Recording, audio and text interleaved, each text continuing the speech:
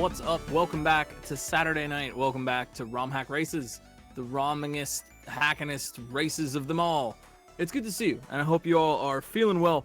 We got a banger for you tonight. We got a sequel, the rare ROM Hack Races sequel. But if you're just joining us, if you don't know what we're doing, what this is all about, this is ROM Hack Races, and every Saturday night we have a fresh, never before seen Super Mario World Casio level ready to race for you, made by friends, groups, or individuals in our community, and raced by people who have no idea what they're about to do.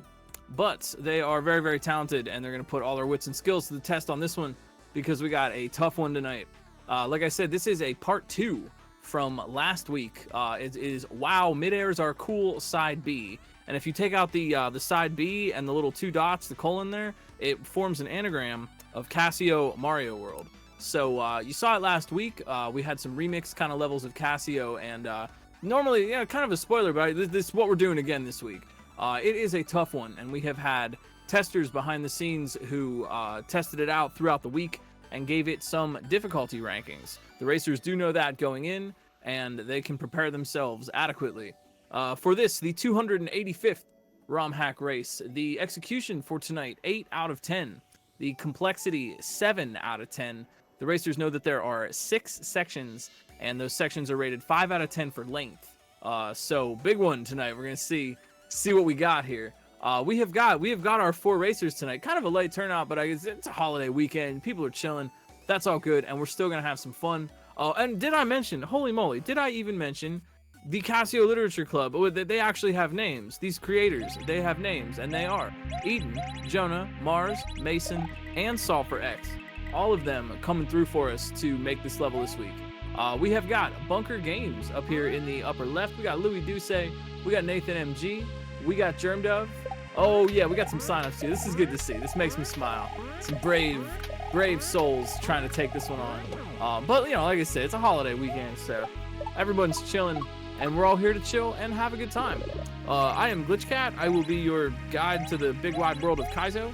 I will be bringing you the play-by-play, and if you have any questions or anything, if you'd like to learn a little bit more about Casio or ROM hack races or what we do here, please feel free to just shout it out in chat. Or if you're feeling comfy and you know it, clap your hands quietly and put some comfy emotes up. I hope you all are feeling really well.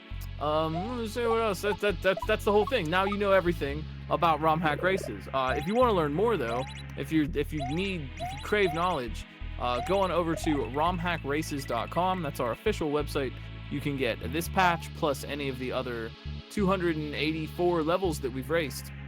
We have a really, really great catalog over there. You can also jump on the Discord server and hang out with the community anytime. Talk some shop and, have some fun with us. Tonight's restreamer, Fen, is on the restream tonight. Thank you so much for doing that, Fen. We got What's Up Dot helping us scout. RB Pimlico, Gossip Greg, Mithrillionaire, and Fen helped test this one. And we got Doc and Kelgan and Amper hanging around, making sure everything goes smoothly. So thank you so much for that. We're just about ready to get started, so I hope you guys get some water, get your pets, make sure they're fed and watered, make sure you're fed and watered, and get ready for a fun race. It's gonna be a good one. These races always say the line is a challenge of consistency versus one-shots, and on a level this difficult, one-shots are going to maybe not factor in as much due to the difficulty, but someone could always break ahead. A one-shot necessarily doesn't mean gaining progress, but gaining knowledge, whether or not the racers can be consistent or whether or not they can one-shot some obstacle. And we are off and running. Let's do this. Wow, Midairs are cool. They are cool, aren't they? It's only 6 rooms. How bad could it be? We got Bunker, we got Louis, we got Nathan MG, we got Germ Dove ready to roll, and we got Ike I see in here too. So this picks up exactly. This is a sequel, picking up exactly where we left off last week. It was gonna be a lot to race the entirety of all 6, 7, 8, 9, 10 rooms or something in this. So we split this up into two. What am I trying to say? Weeks. That's that word. Weeks. That's the word I'm looking for. And we are ready to roll with some Casio. Looks like Louis is maybe fooling around a little bit, trying to get that wall jump or find a secret. But the Casio cinematic universe.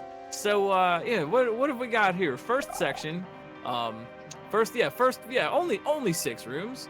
First out of 6 rooms, and we have each of these rooms corresponds to a level from Casio Mario World. They are sort of a pastiche, a sort of remix, as Supercontinent World was sort of a pastiche of, I know of Link Dead. Was it Link? Yeah, Link Dead's work. Panga World. Supercontinent World was a pastiche of Panga World. So this is a pastiche of Casio. And we're seeing some remixed obstacles, but with the same kind of theming and that same cool music too. Looks like Bunker Games. Yo, let's go in the upper left. So what do we got here? We're trying to figure out what we want to do with this big pink blob of Pepto-Bismol. I can't really. Bubblegum? Is it? There's only so many things that are pink. Is this like?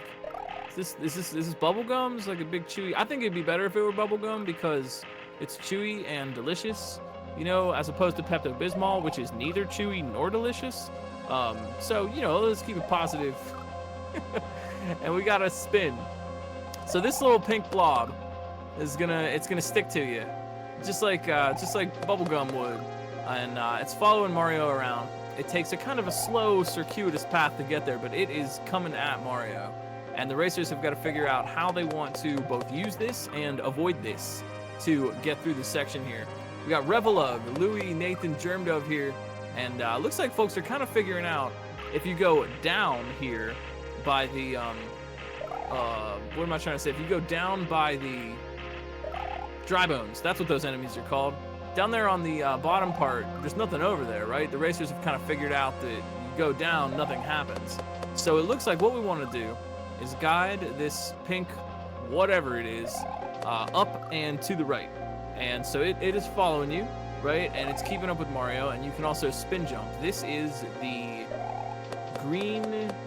I don't even know. I don't think they're in the Mario World manual, so I don't know if they have an official name or not, but the green gas bubble, you'll see them in vanilla ghost houses and things. Normally this doesn't track Mario's position, it just moves in a straight line. But here it's been modified a little bit to follow your position. Louie. Hey, wait a minute. Louie do say. Louie might have some ideas here. This is a big circle. Interesting. Louie might be doing this little backwards. We'll see if that works. But everybody else is taking the path up and to the right. So we got to get down on that block, and we got to get up by spinning on the, is that what it's called? Big bubble? Is that official? Does that have the official Nintendo seal of quality? Large green gas bubble? That's what I've understood them to be as well. Like a gas bubble. But the thing about this this pink bubble of gas is that it'll only go down if Mario is below it. And so the racers are trying to figure out kind of how to situate themselves and get themselves through this path, and what they actually want to do with all that when they get there. So we're going up and to the right. We are spinning on the bubble and trying to get under that very low spike ceiling. And that's everybody's kind of first goal, except for Louie and maybe Germdove, who are sort of trying this room in a sort of a different way. We'll see if that might pay off. Ultimately, and maybe the racers have kind of put that together as well. Since the bubble can't go down, ultimately, we are going up. There is that those big old looking Mars bars there, those flashing green ones. Don't they look great? And we want to go up that one tile gap channel. We want to get up to the top of that and presumably get out of the room. But in order to do that, you have to be spinning on something, and the only thing available is the bubble. So we've got to get the bubble underneath. Is that Ike with the H? Oh my word. Oh my word. Ike SMB. I'm sorry, they're coming in hot here. Well, we were going to see Ike do the first section, but they were just way too fast. Ike SMB, Super Monkey Ball legend, coming over and showing their skills in Kaizo Mario World. And maybe one of these other racers will show us how this first section is done. But it looks like Ike has already taken care of that. And we are moving on. So Ike on the second room now with the very feared propeller block gimmick. And this, when I say very feared, I'm talking about myself. You know, this propeller block and I, we haven't really classically gotten along. It's a tough thing to work with. I wouldn't call it janky. It's not inconsistent or unfair in some way, but it is I think a really tricky object to work with in general. It has a lot of little caveats to how it moves and interacts and how it propels Mario. Looks like Revelug, though, keep your eye on the upper left for a sec. Yeah, Revelug has kind of figured out the path that they want to take. They're bringing that bubble up around to the right. They're going to snake down that little channel there. They're going to slide down that slope and eventually get the bubble below their feet so they can hopefully rise up into that one tile gap. Louis still trying to go backwards. I don't know if they think that's cheese or if that's just, if that's just what they think needs to be done. But Ike SMB pulling out to an early lead. And so, how does this propeller block work? Oh, these are proto Mars bars. Interesting. What makes them proto? The big block exists in the original game. It's the reason oh, that's interesting. That's interesting. So Casio created Mars bars. Huh. Well, Mars created Mars bars, but is that little factoid on the Casio Mario World iceberg? There's Revelug definitely in the upper left, trying to catch up here. Yup. Oh, nice. Oh, Revelug, nice save. Oh, look out. Look out. So yeah, Revelug trying to get up and around and then loop back around on the bottom so they can have that bubble beneath their feet. Meanwhile, Ike here in the lower left, working with this propeller block. Yeah, and Ben, with the technical info, the propeller block will maintain your Y speed. Will keep your Y speed the same once you grab it. And this can be weird to work with. When you this is honestly strange. The propeller block will like keep you spinning. As long as you're holding that block, you will sort of float. And you will stay floating once your vertical speed comes to a stop. As you have some upward momentum, you will keep flying up, as you saw Ike just go up into the ceiling there. But what they want to do is get themselves so that they're floating under the gap. You see they're kind of stuck in the gap there. They want to get themselves underneath that wall, and then as long as they're holding the propeller block, they're essentially going to stick to the ceiling. It's not a block that sticks you to the ceiling, but it is a block that maintains your vertical height whenever you're holding it. So by manipulating it, grabbing it, throwing it, jumping at the right time, they will be able to hopefully clear this out.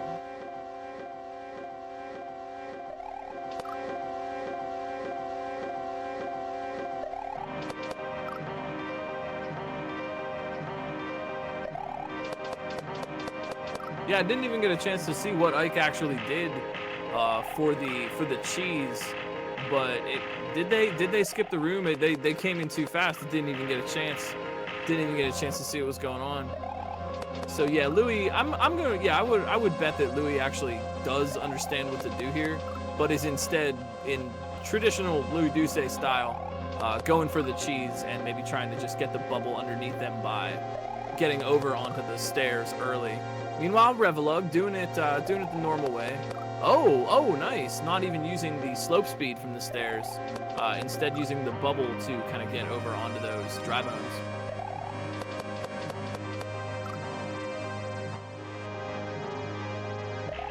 Worth noting, thanks for this info, because I actually don't honestly know the technical ways that, what technically the propeller block does. The propeller block from Casio operates differently than the ones that show up in other games. Slightly different versions we've seen in games like Moon and Ultra Casio 2. What is actually the difference? You can drop it in midair, but there's no guarantee that you're actually going to catch it again. I am honestly, I'll be real with everybody. I am not a propeller block mechanics expert, which could go a long way to explain why. It's a gimmick that gives me some trouble myself.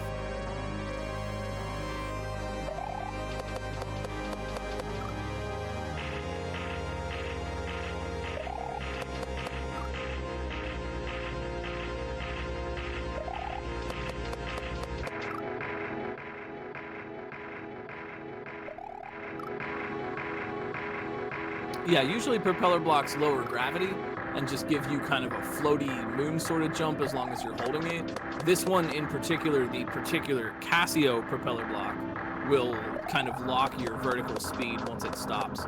So let's say, for example, you're looking at Ike and they're bonking their head on the far right side of that ceiling. At that point, they can't lower themselves again. If they're on the ceiling, they're stuck. They're just going to stick to whatever ceiling there is. They would need to drop the block in order to adjust their vertical position again. Yeah, all the Casio propeller block does is lock your Y speed at the moment you grab it until the moment you let go. Being vertical speed.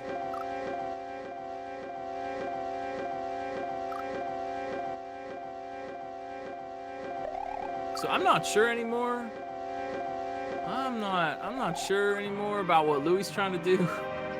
I thought I understood, but who could understand? Louis is goes very deep with the cheese. We'll see. Are there band controllers? No, not in particular. Looks like Louis. Okay, Louis in the upper left. There they are. There they go. We got it. All right, we got a race. Louis Duce also moving on to propeller block section number 2. GG. Yeah, Louis, a very creative player. Louis always just tends to approach obstacles in a different way. Revelug looks like they're getting close to that second checkpoint, or first checkpoint rather. Getting close as well. And with a tough race like this, no lead is safe. Things could change. No guarantees yet. But yeah, for what it's worth, I mean, no, are there band controllers? No, not really. But the thing of it is, there's not really anything that a turbo button could do to help you out. In Casio in particular, maybe you could shoot fireballs faster, but there's not really anything. You know what I mean? Like you could use a turbo controller, but it wouldn't do anything for you, right? Pressing the jump button faster isn't going to help. There's no fireballs to shoot, so. As far as it's always been, there's not really a band controller per se. People could use keyboard or hitbox or, whatever you want, really. The only real advantage from different controllers in Casio is really just ergonomics, comfort, and frankly, I would suggest that people play on the type of controller that is comfortable for them. Louis, though, figuring out, all right, so we got to get under the wall. And remember, now Louis is kind of stuck on this vertical position, right? Wherever the wall, just take the complexity out for a second and just assume that if you bonk a wall while you're holding, if you're rising up, you bonk the ceiling while you're holding the propeller block, you will now be stuck to that ceiling. And then the slope at the beginning of this room to try to kind of get the racers underneath and adjust that vertical. They're stuck to the ceiling, but if the ceiling slopes, they are also going to slope down.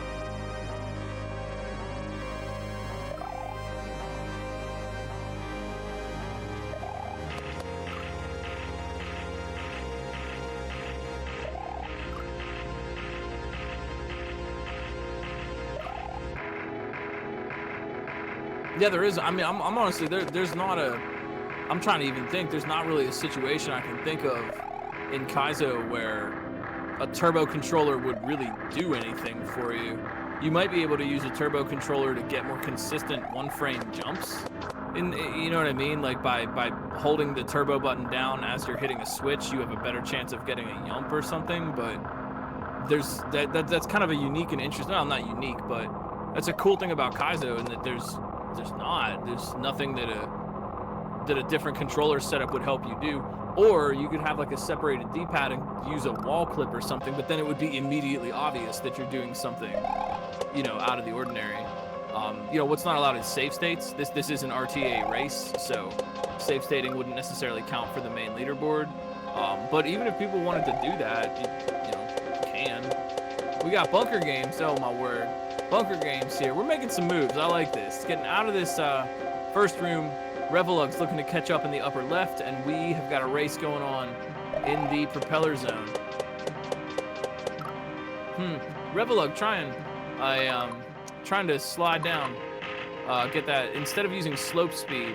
I'm not sure if they haven't realized or they think that's what you ought to do, but instead of getting slope speed to make the jump onto the first dry bones, they are instead surfing on that bubble to get over, and that adds a little bit more danger to what's going on.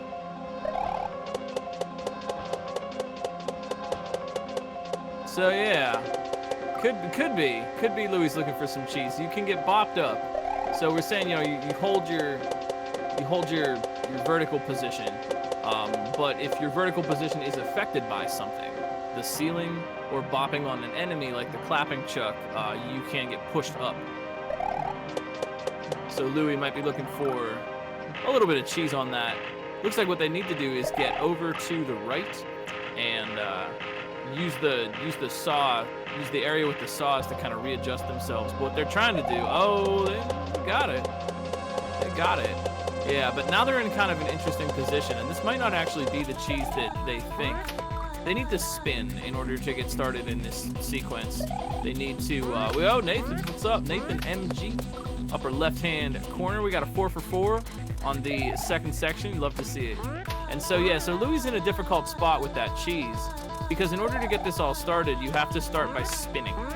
You are, spinning to land on the 2 spinies that are down in that pit, and then you maintain your spin state while you are holding the grab block. And as we know in Super Mario World, some enemies can be span-jamped on safely, and some enemies will just be destroyed instantly. Louis can pop himself up there with the chuck, right? He can get up another level, but what they can't do is bop the little naked Koopa that is hanging down there, right? As soon as they spin jump on the naked Koopa, it will just get destroyed and they won't get the boost. So it looks like Louis is kind of realizing that this cheese is not going to pay off in the way that they want, and they're going to have to try to figure it out the normal way. That naked Koopa is really good. I don't know if that's intentional or not, but solid cheese prevention. Sometimes the best way to do it is really just to lock the player in spin state and then give them an enemy that they cannot spin jump on. That's actually really good, clever cheese prevention.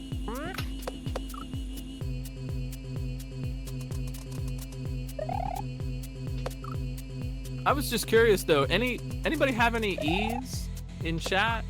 Maybe a Y in there somewhere? I need 2 E's and a Y. Can I buy a vowel? You got a 2 for 1 special on E's? If anybody has any, I'm looking on the down low. And this is a tough one tonight, so we're gonna see maybe a little bit of slower progress, but steady progress from these racers. Looks like Louis, yeah, going for the regular strat now. Looks like Ike too in the lower left, managing to get over. And you see these 2 saws. This is the first time I saw this obstacle in testing. I was just like, what in the world? So how do you break your spin state? Landing on solid ground, or something that counts as Mario standing. So in this case, the thing to do is to get on over into that exceptionally dangerous saw area and drop the block, reset yourself, and now you are not spinning. As long as they do a regular jump to grab it, they are not going to be spinning, and that will allow them to bop on that naked Koopa. I don't, can we as a community do a little better than calling them a naked Koopa? I mean, that's what they are. Is it? Or is it a shell-less Koopa? I understand. You know what I mean? I understand. Like, naked Koopas? That seems a little bit. We're trying to keep it kind of PG here. You know what I mean? You know what I'm saying? T-shirt Koopa. Beach T-shirt Koopa. Koopa devoid of armor. A shell-less wanderer. A nomad. Koopa nomad. Looks like Ike trying for that same cheese, but I think they're gonna learn the same lesson.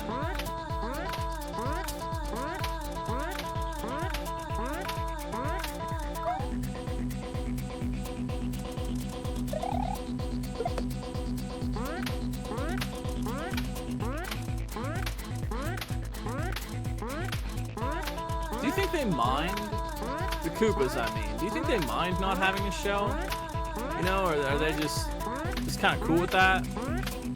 Because it seems like they can always just jump into another shell. They're kind of like hermit crabs in that regard, right? You know what I mean? Like, my headcanon sort of is that Koopas are kind of hermit crab-esque.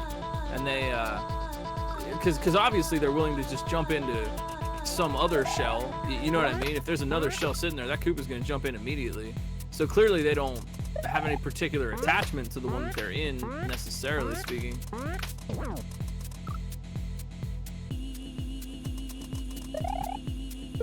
Well, they don't seem to have a lot of possessions. It's easier to move when you don't have a lot of stuff. You know, I learned this in my early 20s. If you have like nothing, then it's easy to move into a new place, you know? If all your stuff can fit in your car, you're doing, I was gonna say you're doing all right, but that might not be the case. But it's easy to move. Moving into a new apartment is easier, less stuff.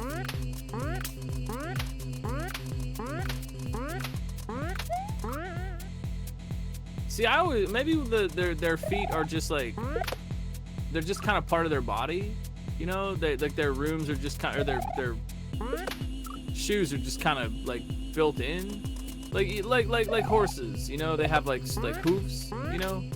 Like maybe it's kind of like that. Maybe they're more like hoofs, just sort of red hoofs. No Koopa bounces yet, but we're getting close. We got most of the racers figuring out that they need to get over to the saw area and reset that spin state.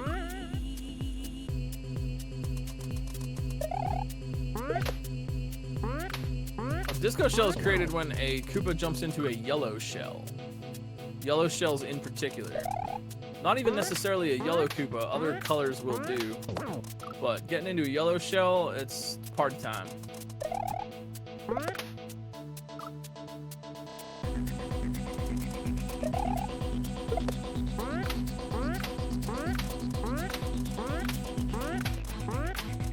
Is that not true? Excuse me then. I have misspoken. I have led you astray. It's a yellow Koopa. I could have sworn. Okay, yeah, yellow Koopa's getting in a yellow shell makes a disco, but I could have sworn that I've seen Casio hacks where a different color Koopa jumps in a yellow shell and still creates a disco. Maybe that's a custom aspect. Is the vanilla rule it's yellow Koopas only? Because I did know that, but I could have sworn I've seen hacks where a not yellow Koopa jumps in a yellow shell and forms a disco anyway. Then maybe that's a custom element. So I sort of misspoke there. My bad. The vanilla way to do that is get a yellow Koopa into a yellow shell, but with trickery we can do more. Ike in the lower left, they have actually gotten up, bounced up off that Koopa, managed to reset themselves on the saw. Looks like Louie's got the same idea. They're hiding out in that corner waiting for the right moment to move. So Louie and Ike right now kind of tied for progress if Louie can get over this. Yeah, by tossing the propeller block up, they're no longer holding it, so they fall. They don't have that floating power anymore. That lets them bounce on the Koopa and reset their vertical momentum to be stronger and stick them to the ceiling up above themselves. A lot of working with positioning in this case with the propeller block. A lot of like timing, when to drop the block, and then how to conserve your momentum.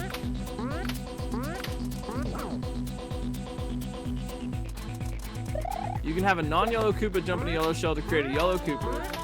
Oh, that might be what happened. Okay. Koopas are confusing. Man, alright. Well, clearly I gotta study my Koopa science here.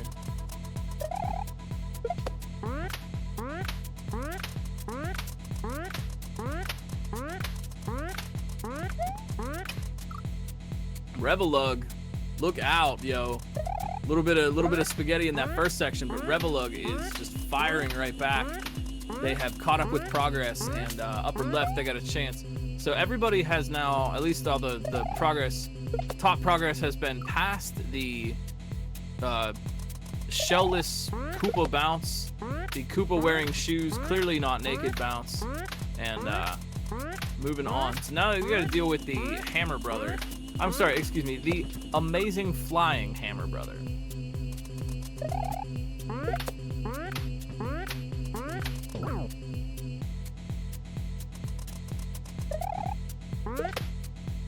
That is some tricky Koopa magic, though. If a naked yellow Koopa goes in a yellow shell, it will form a disco.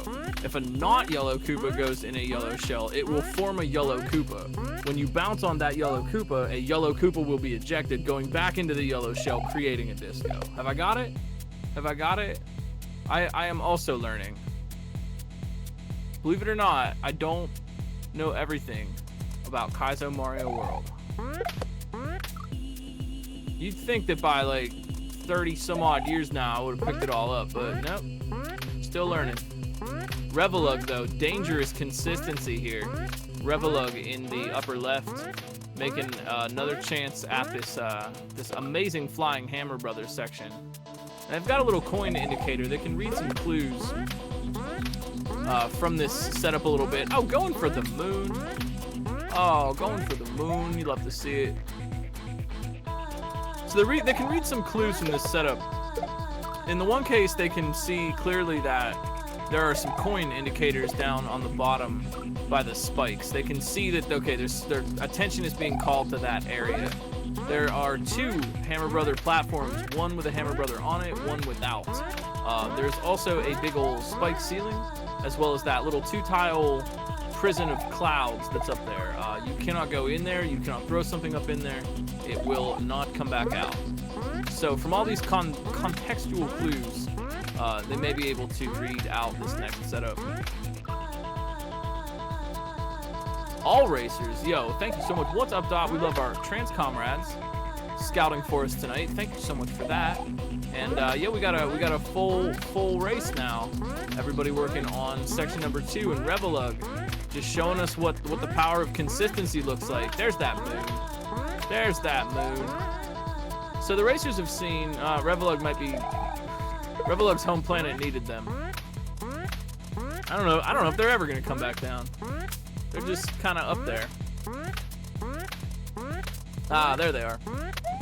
So the racers can see they got the door, right? There's a door that they can't get in, right? When they get through that section the first time, passing by, they can't actually get enough vertical momentum in that moment to get in the door. So how are you gonna do it? Well, there's a coin below the platform that the door is sitting on, and that could be a clue as to how this is all gonna shake out. A lot of the times, you know, you're playing a level like this and you don't know what's coming up, and so you're trying to kind of suss out what it is going to have to be. And the racers are looking at a lot of different clues to try to kind of help themselves with that. One of them being the presence of that coin underneath the door. To me, that says P-switch.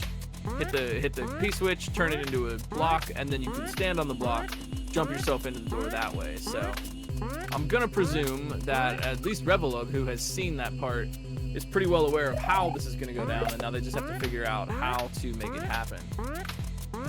This is really solid, man. Revelug right now just winning the battle of consistency, and this is something I talk about pretty frequently in ROM hack races, is the sort of dichotomy between consistency and one-shots. And this consistency is getting Revelug extra tries at this part. I think they paused just to take a look at this. Amazing. Yeah, so by being consistent, they are able to get, well, what am I trying to say? They're getting more tries at that part. The consistency at the first parts they've already learned gets them a few more extra tries, and this is going to let their knowledge build up a little bit quicker. Meanwhile, Louis, Ike, and Bunker Games, everybody kind of trying to work this out and get a little more consistent.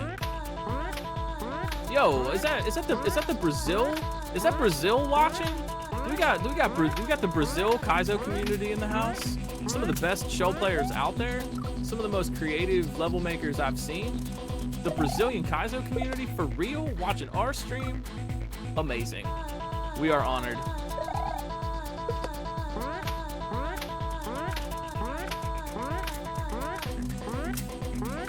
So one thing to note, and this is something I'm going to assume Revelug is, yeah, Revelug's strat looks like they kind of are using that.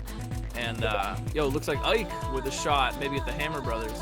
But one thing to note about the saws, and you know, I'm not necessarily in all the racers' heads. There's Louis getting past that, getting to the Hammer Brothers, but the saws spawn in at a particular moment. Oh, geez, hold up, 1 sec. Ike, doing some things here, getting pushed around by that gray platform. Ike in the lower left, trying to think about what the heck to do. But when those saws are placed in a particular spot, and they will start moving when they spawn in, meaning that if you control your movement carefully enough as you're getting there, watch what Revelug, actually, yeah, keep your eye on Revelug too for a minute, because they have a really solid strat for this. Because you know where the saws are going to be, if you spawn them consistently, you'll know that they're always going to be in the same spot. And so, in so doing, you can identify the safe spot in the cycle. And as long as they kind of move consistently and do the same thing every time, you're going to notice that they always tend to just drop the block right on the left side of that platform and then immediately get out. That's because they've identified a good moment in that double saw cycle that will always work out for them if they just do the same thing. And being able to come up with consistency like this can be huge in a race. However, consistency's not all, and it looks like Ike. Man, Ike, this is the most progress now. Ike SMB. Aha, but they see what they need. So a lot of different interpretations for this, and some definite, I don't know, is it cheese or just an alternate strat? With something this tough, you never really know. Louis Duce also, yeah, we got a race going on here, making their way to the amazing flying hammer, brother.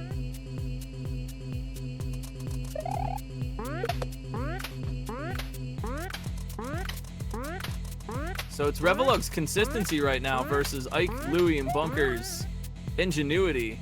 What is it going to be, right? Here's the dichotomy: consistency or one shots. What's it gonna be? And we're gonna find out. Do the racers usually find more cheese than the testers? I would say no. Also, in some cases, things are known. There are known cheeses, but they are left in for one reason or another. Sometimes it's not such a bad thing to have somewhat alternate strats or obstacles that can be interpreted in more than one way. I mean, one of the defining characteristics of Casio is the singular through line of motion, but that's not necessarily a rule. It's just sort of like most birds can fly except for penguins, but that doesn't mean they're not birds. Get what I'm putting down?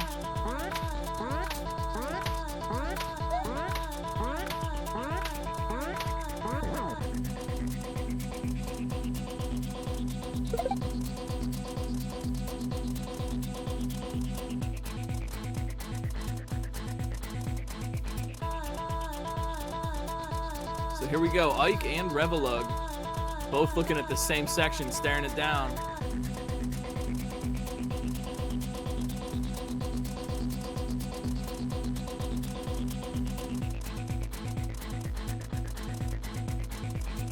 So these gray, and that is their official name, Amazing Flying Hammer Brother. They're not just Hammer Brothers. Look it up in the manual if you don't believe me. They are Amazing Flying Hammer Brothers. And yeah, it looks like Ike is kind of working with this, using that using that gray platform. Wow, that's pretty fascinating. So those gray platforms get a little weird, can be a little weird. That normally you are supposed to have a Hammer Brother on there, but once you knock the Hammer Brother off, now you just have an empty platform. So one of those platforms is guarding the ceiling, and the one with the Hammer Brother guards the floor. Except that when you bonk your head on the bottom of the gray platform, it can push you downward, and that is irregardless of whether or not you're actually holding the propeller block. And Ike is also using the fact that you can kind of get your feet onto the top of the propeller block and have it bring you down a little bit as well, which is a fascinating strat, honestly.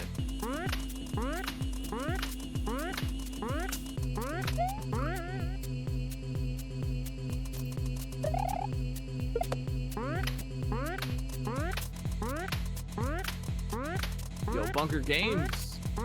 Yo, all right, making it to the Amazing Flying Hammer Brothers section. Definitely seeing some consistency kind of pull ahead from all these racers. So this is going to be, honestly, pretty close probably to get in this door. Section 2 out of 6 right now if you're just joining us. Ike with a shot at it, but they got to make moves here. Yeah. The one thing about this strat for Ike is that they are on the timer presented by the P-switch, and they are going to need to move quickly because they want the coin below the door to remain a solid block. And if they are too slow on the P-switch, they might not be able to pull that off. Revelug with a shot, but no dice.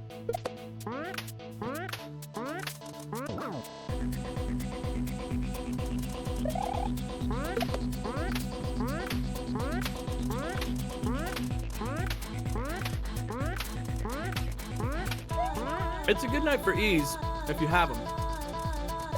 I know, you know, not everybody's keyboard has E, but a lot of people do.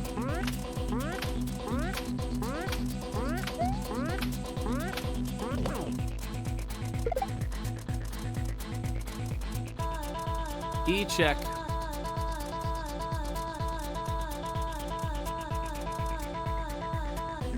What's an E? Well, it's a capital letter. It's the fifth letter of the alphabet. It rhymes with B and C. It's got 4 lines. They're kind of arranged in a sort of a fork shape. It makes the E sound, but it can make other sounds too. I comes before it, except after C.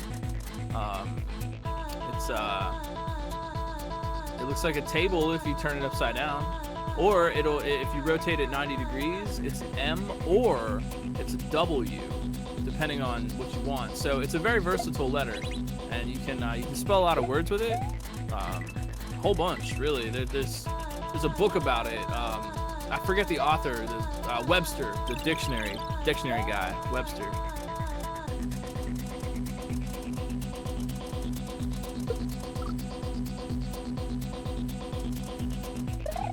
Starts a lot of, there's a lot of animals start with E. A lot of words that have E in it. Even ones that don't start the word. It's a vowel. There's not a lot of those, but they're very powerful.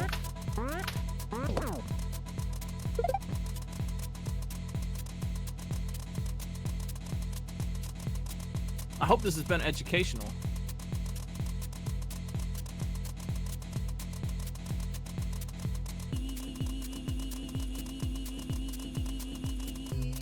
We're on section 2. Staring down section number 2.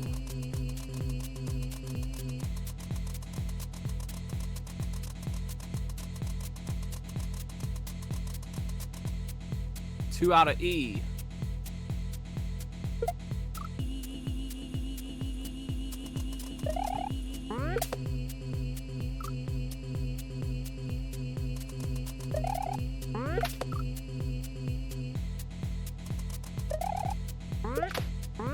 In cryptography, according to a typical frequency analysis, a regular piece of English text should feature the letter E the most.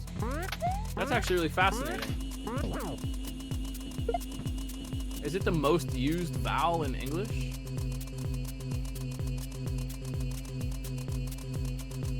Yeah, the most frequently occurring letter in the English language. Interesting. Interesting.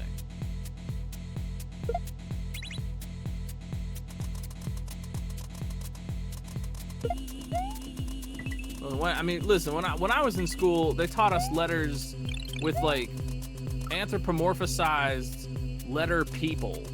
So if I have a skewed sense of what words are, it's because I was taught them strangely as a child.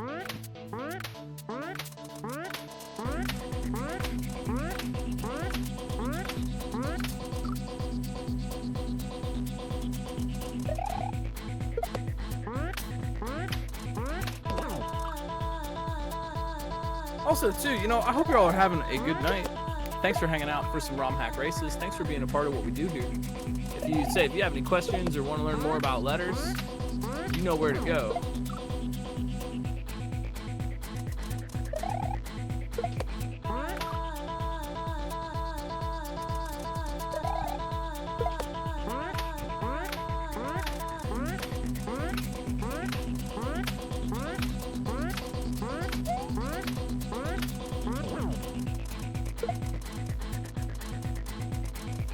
What's that Mitch Hedberg joke where he's like, at the Improv in Tempe, they have a gold sign out front. It says Improv.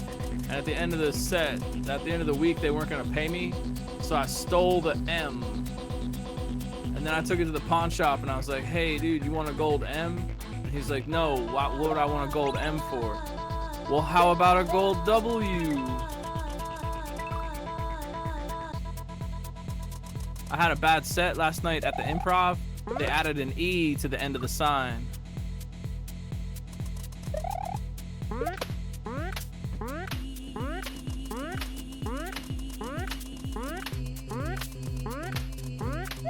Get it? Because it would spell improve. I always love that joke.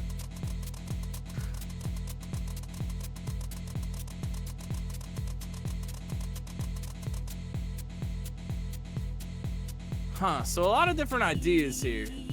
Working with this. The second section here with these two Hammer Brothers platforms kind of throwing everybody for a loop here. Oh, what is this? Ike with a shot at it. Oh boy, watch out. They gotta move though. They gotta move. So as soon as they hit that P-switch, the little cloud area fills up with blocks, and those are question blocks. They're a vanilla asset. Question blocks that can be created when a P-switch is hit. That's actually a lesser used function of P-switches. People normally use them to just swap the position of blocks and coins, but there actually are like blocks that can just appear out of nowhere that weren't there before, and that is just sort of a vanilla thing. So they're gonna have to try to navigate around those blocks that are blocking the way, but those blocks also give them access back into the little horizontal channel that they came from, and that will presumably allow them access to the door. Ye old door.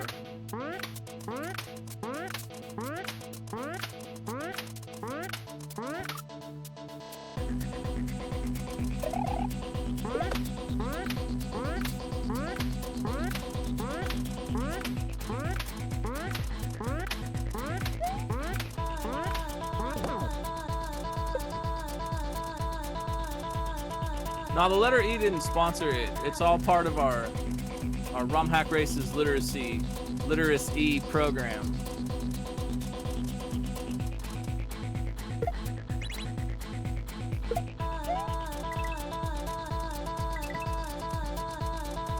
Ike with another shot, but that propeller block ends up somewhere rough.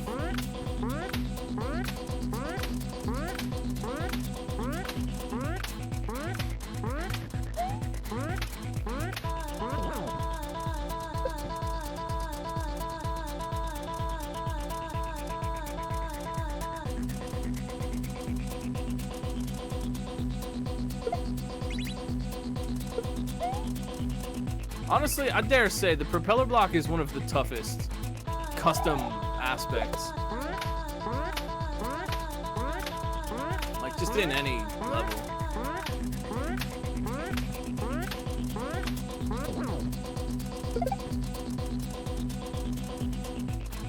I had a challenging time with this when I played Casio, because this is literally how I learned how to use the propeller block at all. Like learning Yoshi Flight from Fly Me to the Stars.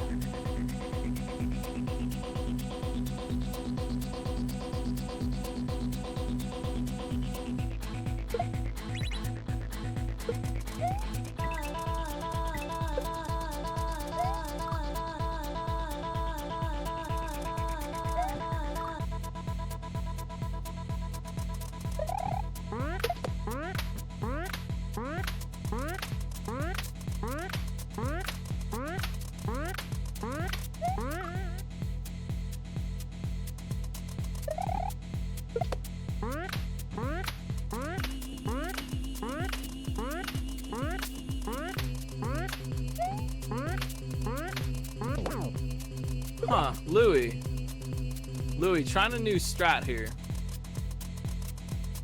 See if that pays off.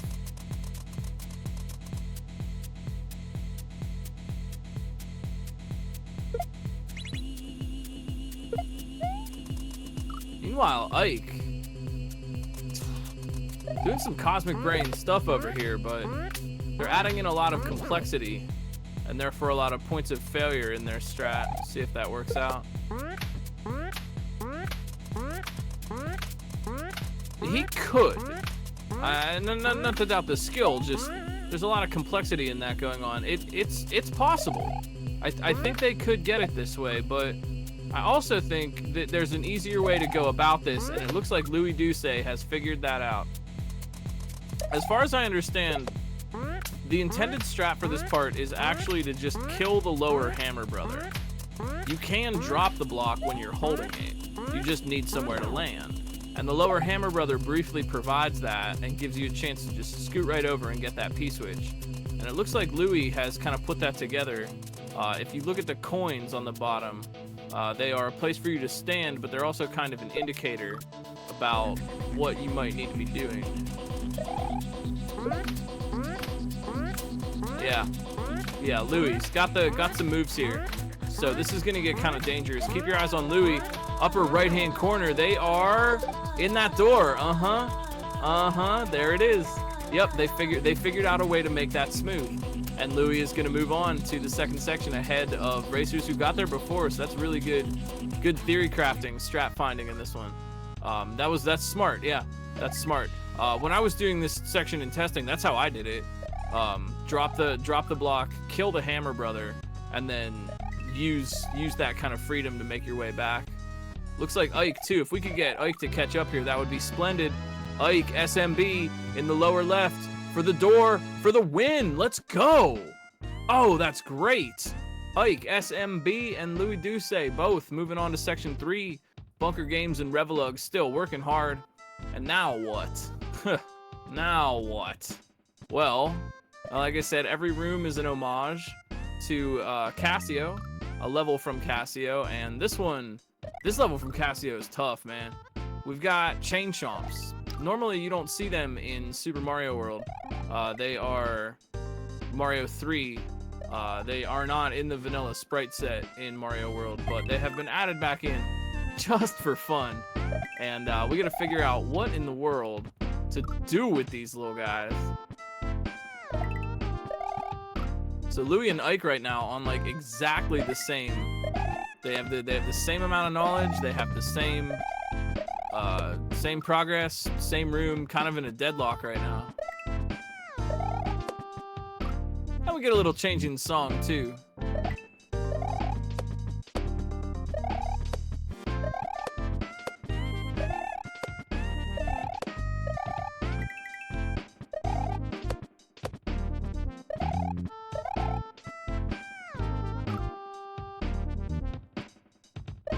That's true, there are more chain chomps in Link to the Past.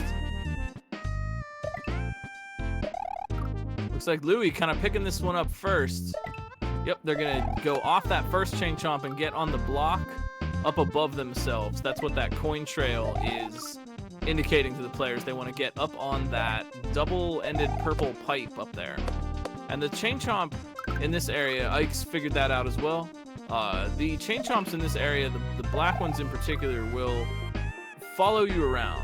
If you're on the left, they're going to you. If you go on the right, they're going to the right. They're friendly little guys, you know. I think the chain chomps are friendly, you know. They like a happy dog. Don't you just get that? You know, they're on kind of a leash. I think they are really like actually supposed to kind of be little chompy dogs.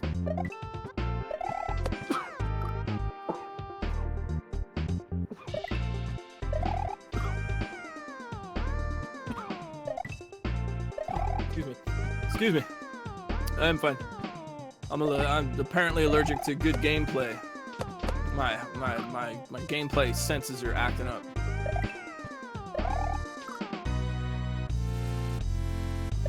Imagine being allergic.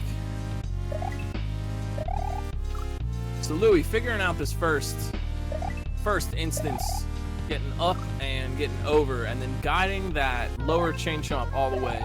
Now they want to get underneath, and they want to kind of follow that coin trail up there. So bouncing off, well, not really bouncing, but hitting those red Koopas allows them to stall for time in the air and get the Rex.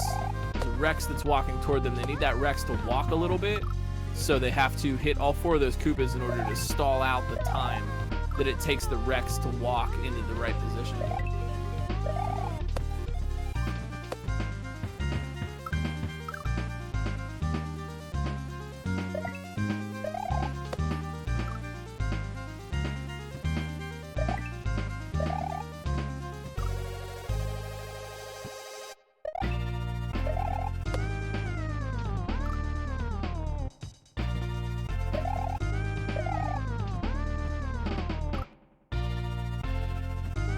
Meanwhile, Bunker Games.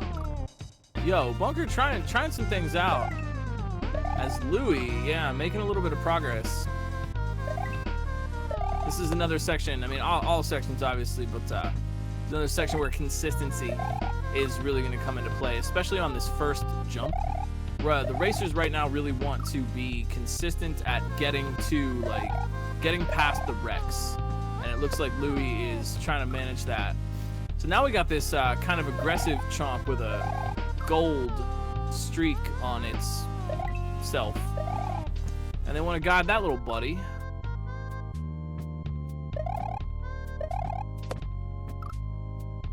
With the coins kind of showing where that needs to take place.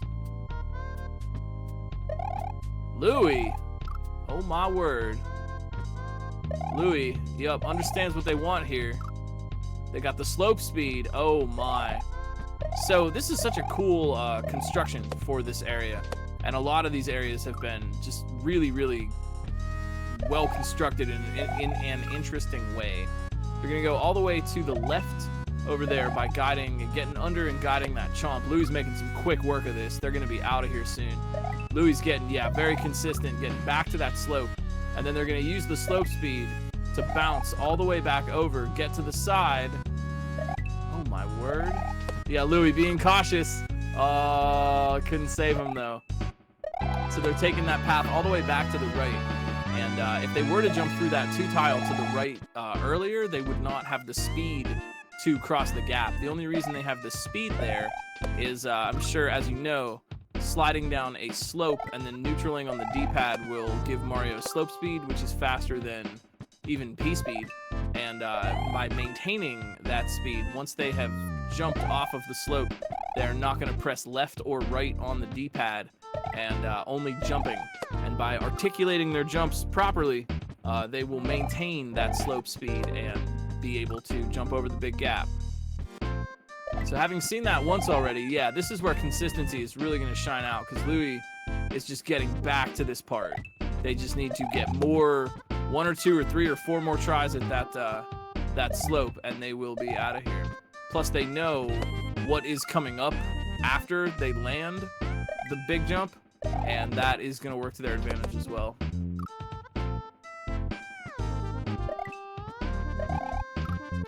I think that's unique to this race.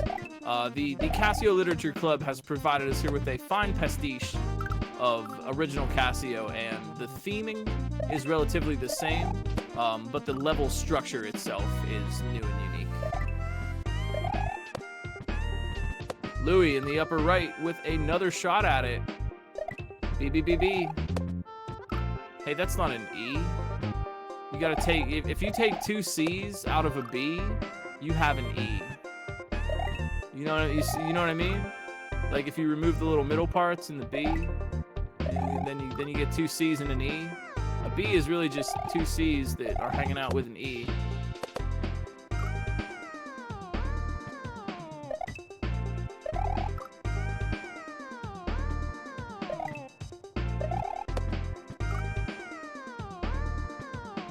Still going fine so far. We got Louis Duce, we got Ike on the 3rd out of 6 sections. We got Revolug and Bunker Games on room number 2. 8 out of 10 difficulty for this one.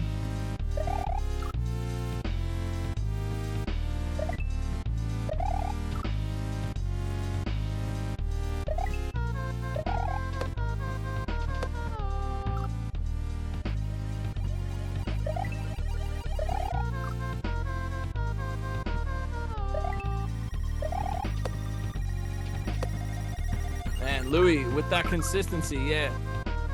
So this is where Ike has the chance to get a one shot, get something big, and pull ahead a little bit.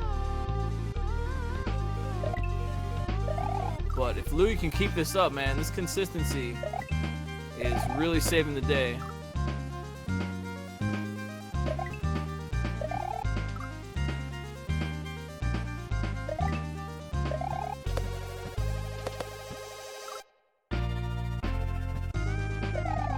That is true too. Without those indicators, yeah. Ike is kind of doing this the hard way, jumping from the lower point, and that kind of sets the red Koopas up in a rough way. But Louis, oh, Louis grabbing that moon.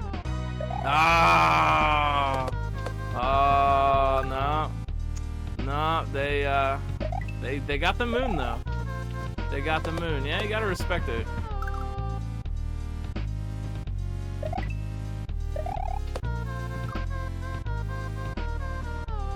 But yeah, by not jumping up to the purple pipe at the start, Ike is not only making the chain chomp jump harder on themselves, but they're also in a weird position to hit all of the red Koopas, right? They because you can make that jump, they seem to think that that's what you're doing, and when they get to the chomp on the other side, they're not actually going to be able to. Well, they can, but it's a lot tighter. No, compare how Louie. Compare where the red Paracoopas are when Louie gets there to where they are when Ike gets there, and you'll see why Louie's strat is obviously working a little bit better.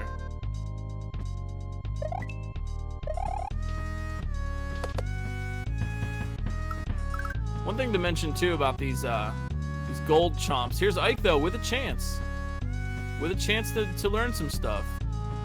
They got that little guy in a nice little stun lock there. Ike with a shot at learning something here. And one thing to mention about these little gold streaked chain chomps is that they can be really finicky. And Louie in the upper right though, maybe getting out of here. That's what consistency will get you. And Louie moving on. Section number 4.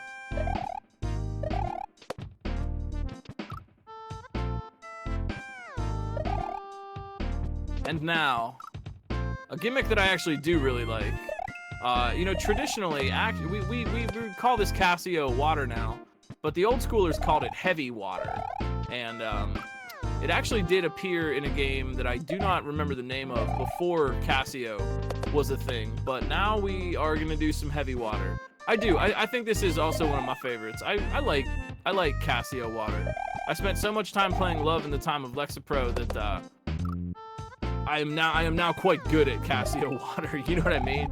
6 hours or so on that level will do it for you. And so what we got normally in Super Mario World, you can, you know, you're underwater, you can obviously swim freely, right? You press the button, you swim around, you go blub blub blub blub blub, just like that, and you know, you can swim around and do whatever you got to do. But in the case of this heavy Casio water, you can kind of think of it like circuitous moon physics. You only get one swim.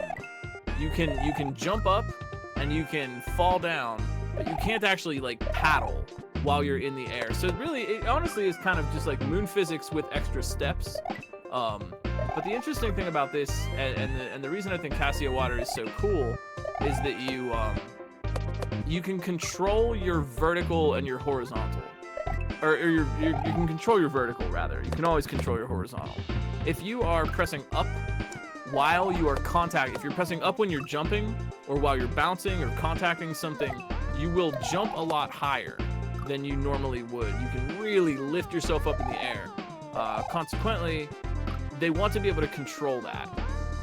So you can also press down to cut that, right? You hold up, you jump, and then at the right moment you press down, and that cancels this upward momentum and allows you to control your movements a little bit better in this section. So it might look like, why don't they just swim through this? Because they can't. And they need to do really tight jumps and some very precise movements. Ike, looking for that chain chomp, but they are so picky about which side you're on. You really have to stay to the side that you want the gold streaked chain chomp to move in. And that was what I was trying to mention earlier. But this is giving Louie a chance, yeah. So these really controlled jumps, yeah, you're gonna see Louie try to control their jumping here a little bit and stay in between these baseballs.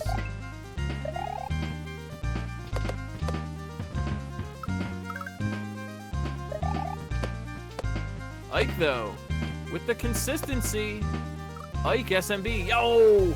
Oh, and the chomp runs away because they didn't quite stay to the left. Because you're bouncing on a one-tile circular object, it can be tricky to stay exactly on the side that you want the chomp to move. But it looks like Ike has put this together, and they are starting to make some moves here, even with that more difficult first jump in this section. So that message box actually is kind of an homage to Lovin' the Time Alexa Pro, in that there's a message box in the level from Casio that this is kind of sourced from that you also can't really get under normal gameplay circumstances. You have to open it up in Lunar Magic to see what it is. Casio Water is really fun, and it's another one of those things I think that you can get really good at it, right? It's a sort of an acquired skill, but you can acquire an immense amount of skill.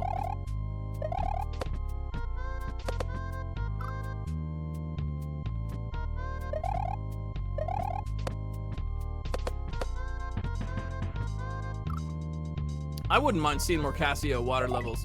And that is a good point too, Greg, yeah. There's a lot of nuance in pressure water.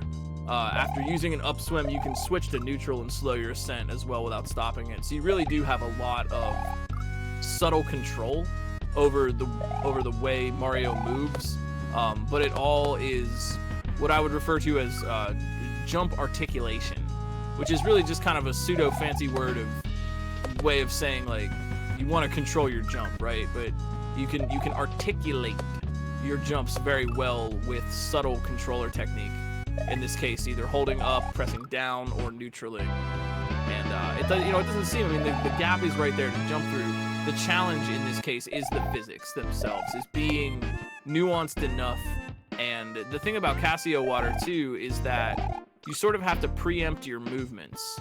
You wanna press up or down a little bit ahead of time because the water is sort of slowing you down. And so you have to kind of be ready, especially in the case of landing on a moving target or avoiding something that's moving.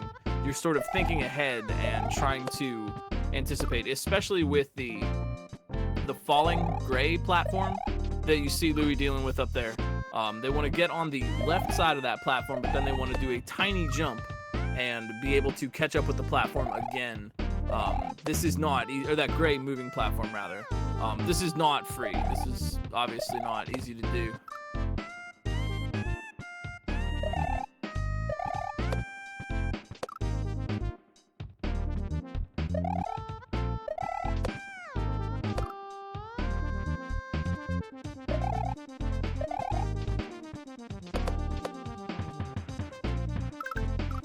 Oh, did the makers put something in there?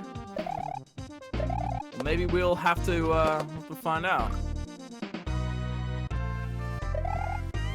Boy, I'm rooting for Ike to question the strats here. They're not. It's easy to do, and it happens to literally everyone, where you wind up just not. Something has worked. They have managed to get over there on that chain chomp, and so now they're not questioning that anymore. That's just what you do. But if they were to question that for even a moment, they would probably figure out that you can get up on that purple pipe and make this whole situation a little easier on yourself. Frankly, when I was testing, I was doing the same thing Ike was, so no shame there. They're still getting it, but it's going to be a little bit more difficult.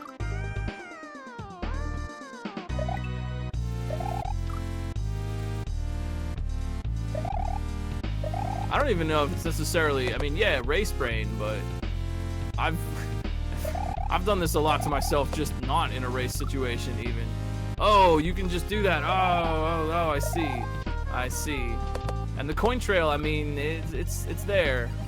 It's there showing you how you want to move. It definitely makes the jump easier and makes that red Koopa, Paracoopa rather, a little bit easier as well. Oh no, Revelog maybe having some internet trouble. We got Nathan MG up here in the upper left. We got Bunker Games down there in the bottom right too. Trying hard, man. This is such a tough level, and everybody is doing very, very well with this. Second section for Nathan and Bunker. Third section for Ike. Fourth for Louis. And Louis trying to get over these chucks. Now that chuck is going to jump. And this is what I'm talking about hitting this moving target. Oh, hitting the moving target twice. Oh, that's cool. That is a cool chuck setup. When you bop one of those chucks one time, they're going to run at you. And then when they encounter a barrier like those Gelectrodes, they're going to jump. And Louis needs to not only guide that chuck toward them, but they need to anticipate their jumps. That's what I'm talking about, kind of preemptively moving a little bit because they kind of want to be pressing the buttons ahead of time. They kind of want to know that they're about to land on something. So really subtle controller technique going on Louis' screen right now.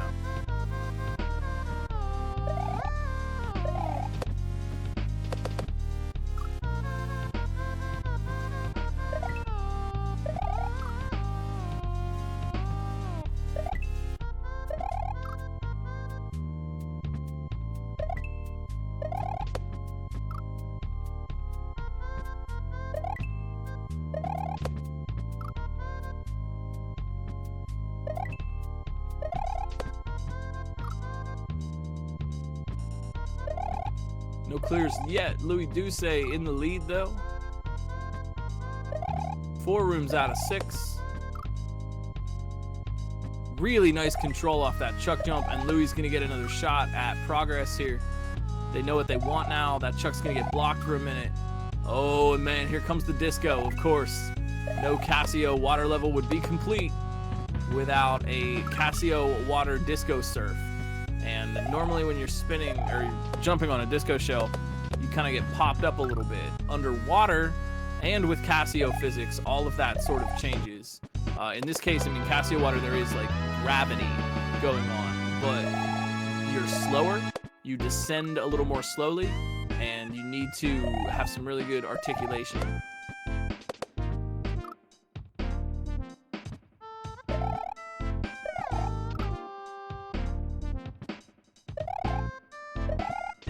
Oof. Louis.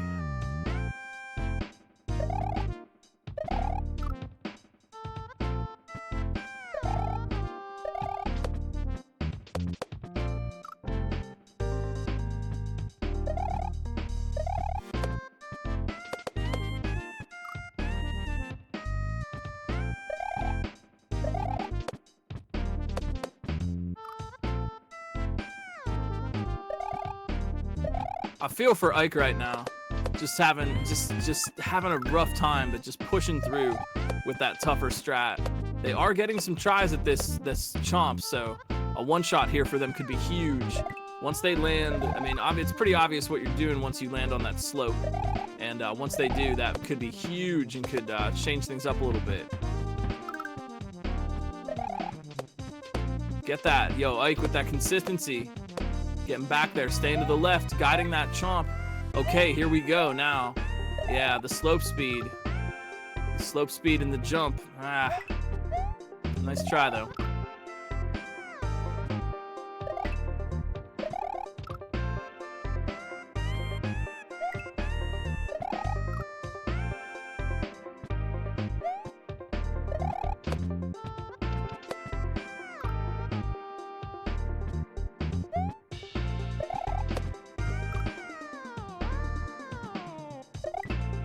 Louis with the chance, though, to build up a lot of consistency on this water area.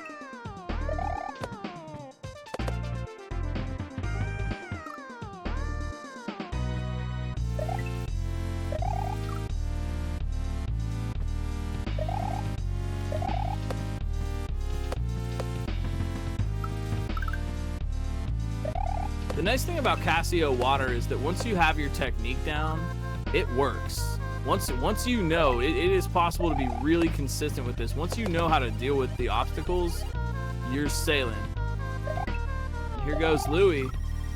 Louis on that disco shell, riding. Oh man, dude, good disco surf. And they want to, oh, look out. Oh wow, what a save. They're avoiding the torpedo Teds up here. They know what they want to do. You want to grab an item. Oh man, so once you've grabbed an item, the effects of Casio water have been negated. Louis, what a pro. Oh, geez, going for that moon. You love to see it. They're up at the top of the screen. Yeah, they got it. They got it. Oh, can you? Oh, look out. Louis swimming over the top of that instead of going back through. Nathan, MG with the H, let's go. Moving on to the chomp section. You love to see that too. And Louis looking to get out of this water section with a big item swim for the one shot. If they can get the moon here and the one shot, that would be pretty clutch. They're trying to find the path. These little Gelectrodes. That is what they're called. I don't make the rules.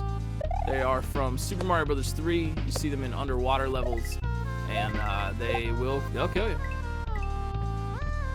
Ike too. Oh my word. Oh jeez. Oh, there it was though. There it was. Ike trying to pull back in, back alongside Louie. Nathan MG also with a shot at it. I mean, see what they can do here if they can get out of this chomp room quickly enough.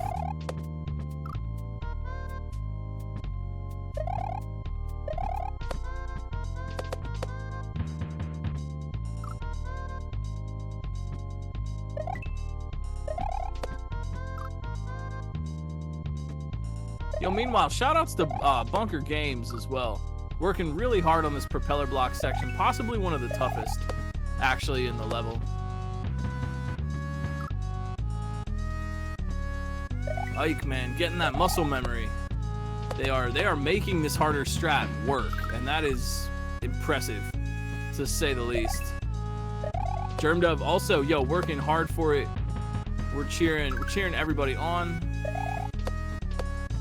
If you're here to support, your favorite streamers or racers, put their emotes up in chat. Show them some love. And yo, Ike with another shot at it. If they can get back there, they might really have a chance here. They know the coins mean safety. Ah.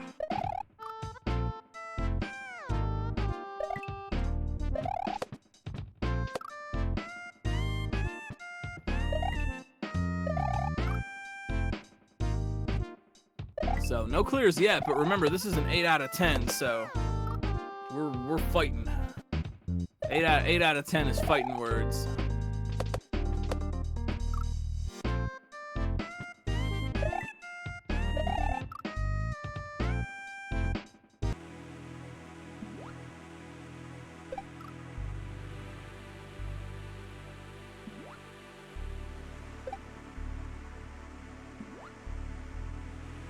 A little bit of underwater tunes for you.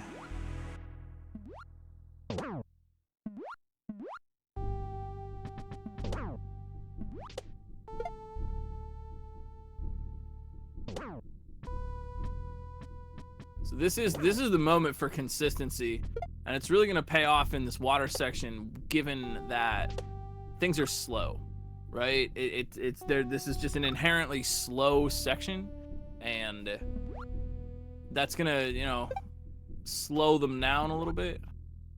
So consistency in this part really matters. The more consistently they can get tries. Here goes Ike.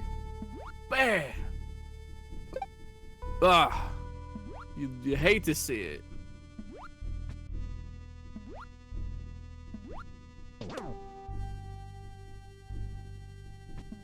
While we're hanging out here too, I just want to give a big thanks. We're liking this level. Chat's loving the level. The racers, I bet they're enjoying it too. But this wild and wonderful creation was brought to us by Eden, Jonah, Mars, Mason, and SolveForX. Tremendously talented creators in their own right. And they have banded together as the Casio Literature Club to bring us this level. We really appreciate all their hard work.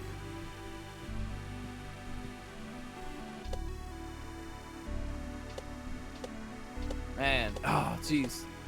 So Nathan up here in the upper left has figured out, yeah, they have figured out the purple pipe, but Ike is making it work with the tough strat.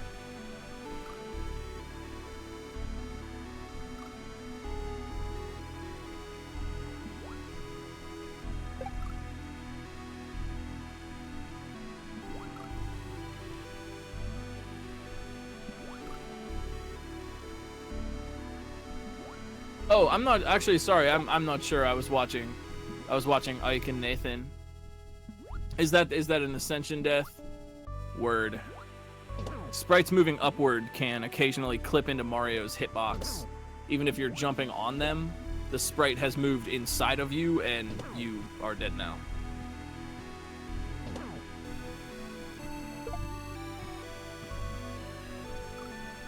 Oh yeah, there, yeah. Holding down on the disco, keeping Mario low in that section invites that. That's not really a thing. That's just a Mario World thing. It's just sort of 30-year-old video game. Ike watching out, hiding out from the giant chain chomp. They see the door. They see the safety coin. Oh, a little hasty there, bud. Oh, man. Where's the don't be hasty emote when you need it? That was just a little too hasty there. They could have gone to that next safety coin, but they tried to run for it. Let's see if they can get back there with some consistency, and we could have a race on this next section.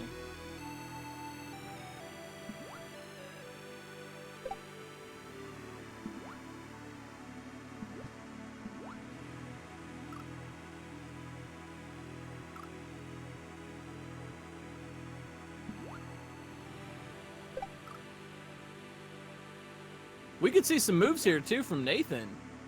Ike's making it work with the tough strat, but Nathan here, they're getting up on the pipe and they're getting pretty consistently over to the gold streak. The chain chomp with the little gold streak on itself. He's one of those guys who has one of himself.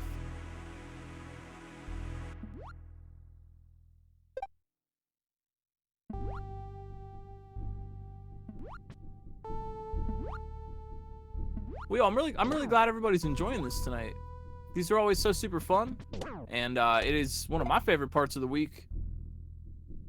So just thanks for hanging out and vibing to the nice music and cheering everybody on, keeping it cool and kind here. Y'all are great. I hope you're having fun, and I'm really grateful that you make RomHack Races a little part of your Saturday evening. If you want to check out this level for yourself, maybe feeling inspired or want to play anything else, you can always go to romhackraces.com. Check out our catalog of levels that we've had. All the patches for those levels are available on the site, along with that Discord invite if you'd like to join the community and hang out with us off stream.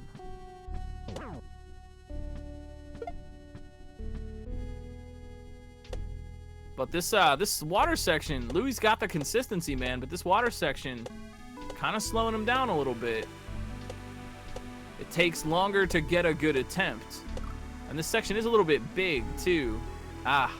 Yeah, Louis' technique is inviting that disco shell death that we talked about a little bit.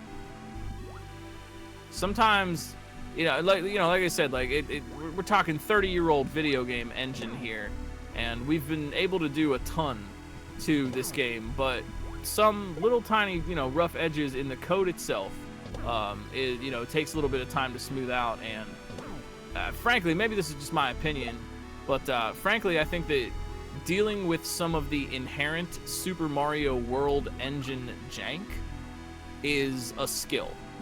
It's a skill just like anything else. I like to talk about when spring jumps, right? Everybody doesn't like the spring jumps because springs are kind of weird and their momentum is strange. They behave poorly. Think of it like a drawer, right? There's a drawer in your kitchen which is kind of sticky, and when you open the drawer, you have to tug it a little bit more. And we're all kind of lazy. We got lives and things to do, so we haven't fixed the drawer. And then eventually you just learn, okay, this is the drawer that sticks. And you learn that, okay, I just need to pull the drawer a little harder and it will open. That's kind of like what working with some jank in this game can be. And I don't really like to use the word janky because I think it gets very, very overused and used to describe things that aren't actually janky. It's just used as a shorthand for, I didn't get it or it was bad. I mean it specifically in the case of if life or death is not necessarily up to you. But Ike, his life is in the chomp's hands. We're gonna see what Ike has to do here. Watch out, buddy. Watch out. Oh, do you go for the moon or do you go for the door? What's it gonna be? What's it gonna be? I'd go for the door if I were you. Brave though. Brave.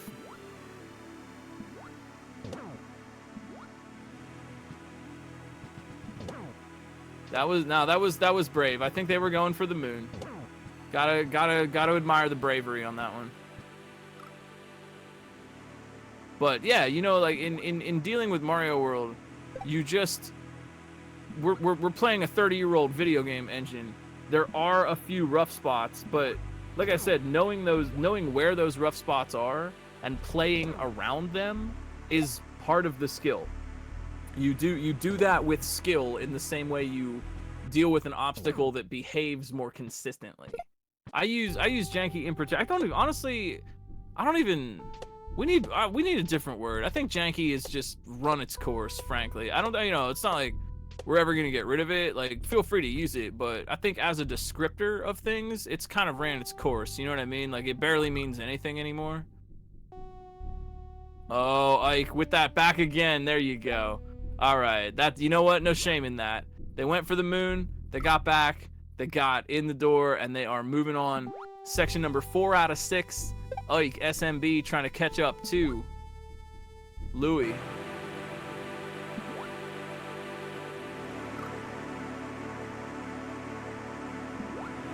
So this is where one-shots are going to save the day.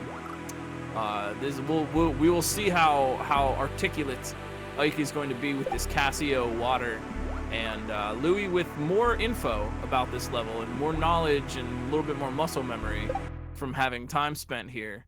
But this is the dichotomy, right? Consistency versus one-shots.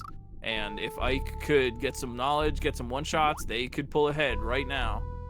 I really mean this too. No lead is safe in ROM hack races, even by what seems like a large amount. Louis basically is the whole checkpoint. They know this whole checkpoint section right now, but it could happen. Stranger and more clutch things have occurred. Louis, though, grabbing that spring once again, and they are making their way back. Now, last time they saw the path, and I think they know where they want to go here, but these Gelectrodes pose a bit of a problem.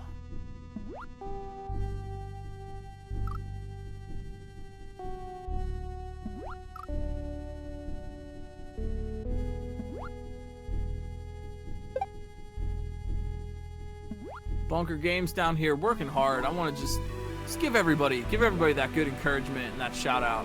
Bunker doing what you can in the face of insurmountable odds. But I bet they'll get it. Yo, oh, thank you so much, yo, for that hype. Section 5. Yo, if you got some ROM hack race emotes, throw them up in chat. They are really excellent. And did you know, this is a fun fact, but did you know that the ROM hack race emotes combo? That's right, you can combo them with your favorite streamers' emotes. Give them little arms, put a little arm on somebody. Oh no, oh, speaking of having arms. Oh geez, I look away for 1 second at this chat hype, and Louis made it out alive. And now, sheesh, section number 5 out of 6, and this is an homage to a particularly weird mechanic in Casio. These incredibly fast-moving ball and chains. They are speedy and really kind of tough to position yourself with, and you know you're gonna have to position yourself well. So you can almost barely see it, but there is a little glowing outline of a Casio block up in the upper right of Louis' screen, and it looks like what they're trying to do, bounce on that ball and chain and hit that block and get themselves up and onto it.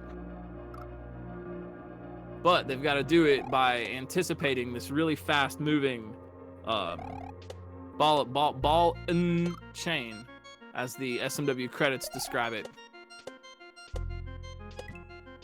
Yeah, Louis doing the experience thing with this, getting a little bit of that upward rising sprite death we talked about. But yeah, Louis using experience here. This thing is really fast, right? And it's not. I don't know. I guess I'm describing more of what I do, but it seems to be Louis kind of have the same idea. You're not really aiming for the spike ball itself. You're aiming for a spot in the air, right? It's hard to watch this thing spin around, right?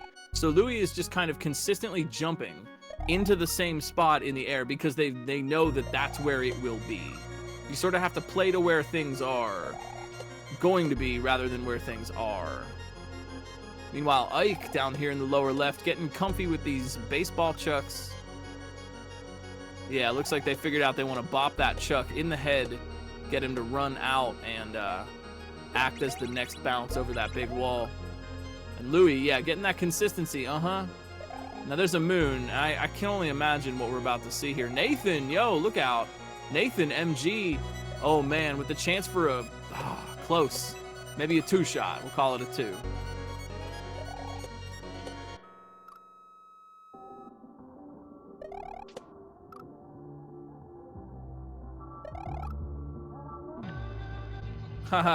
I'd rather think of the They Might Be Giants song than the one by Social Distortion.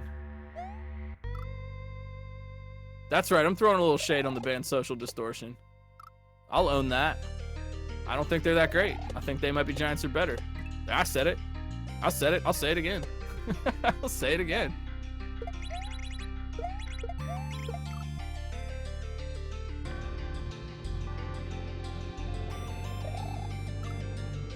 Yo, Nathan though. Oh man. Yo, we could really have a race heating up here if Nathan can keep this level of consistency up. They are definitely getting some more tries at that slope, and from there, as we know, it's sort of a hop, skip, and a jump away. Whoa.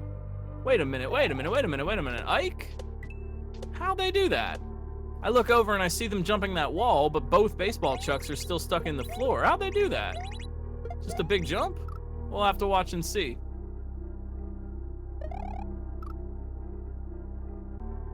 Ike looking pretty confident with the Casio water.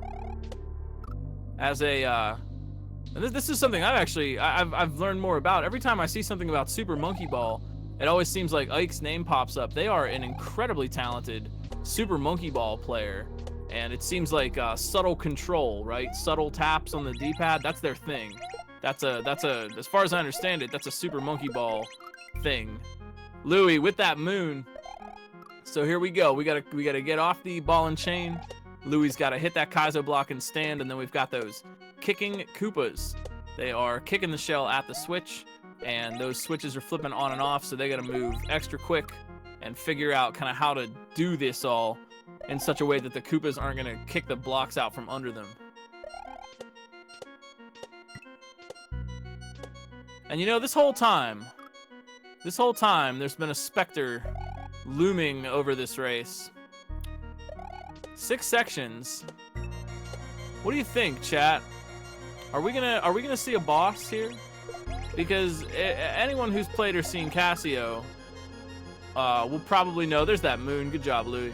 Anyone who's played Casio will probably know that Casio has one of the most fearsome bosses in all of Super Mario World.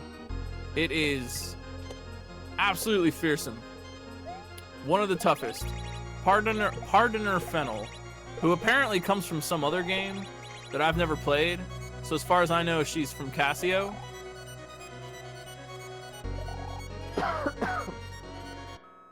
And I'm wondering, and I'm gonna guess the racers are wondering, what the ending of this level will have for them. Looks like Louie's pretty confident here. They have got that consistency, they're building it up.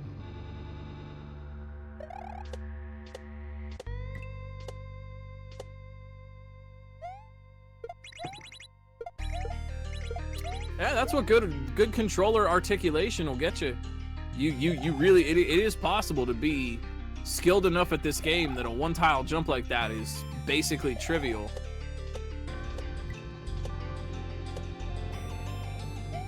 Here goes Nathan. Oh, the spin jump.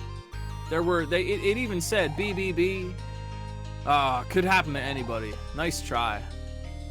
Nathan making big consistency here, and they've played Casio. They're a Casio enthusiast, so I'm not surprised they are ripping through this. I think the thing about this room that Louie is in that's helping out, we're out of the water, it's fast, and there isn't really a lot to figure out here, right? In a lot of the other sections, we've had to figure out how to arrange ourselves with the propeller block or figure out how to lead the chomps. But in this case, it's kind of, the path is pretty straightforward. And Nathan, man, rocketing right back here. Yeah, they know. Uh-huh. They saw those coins and immediately were like, uh-oh.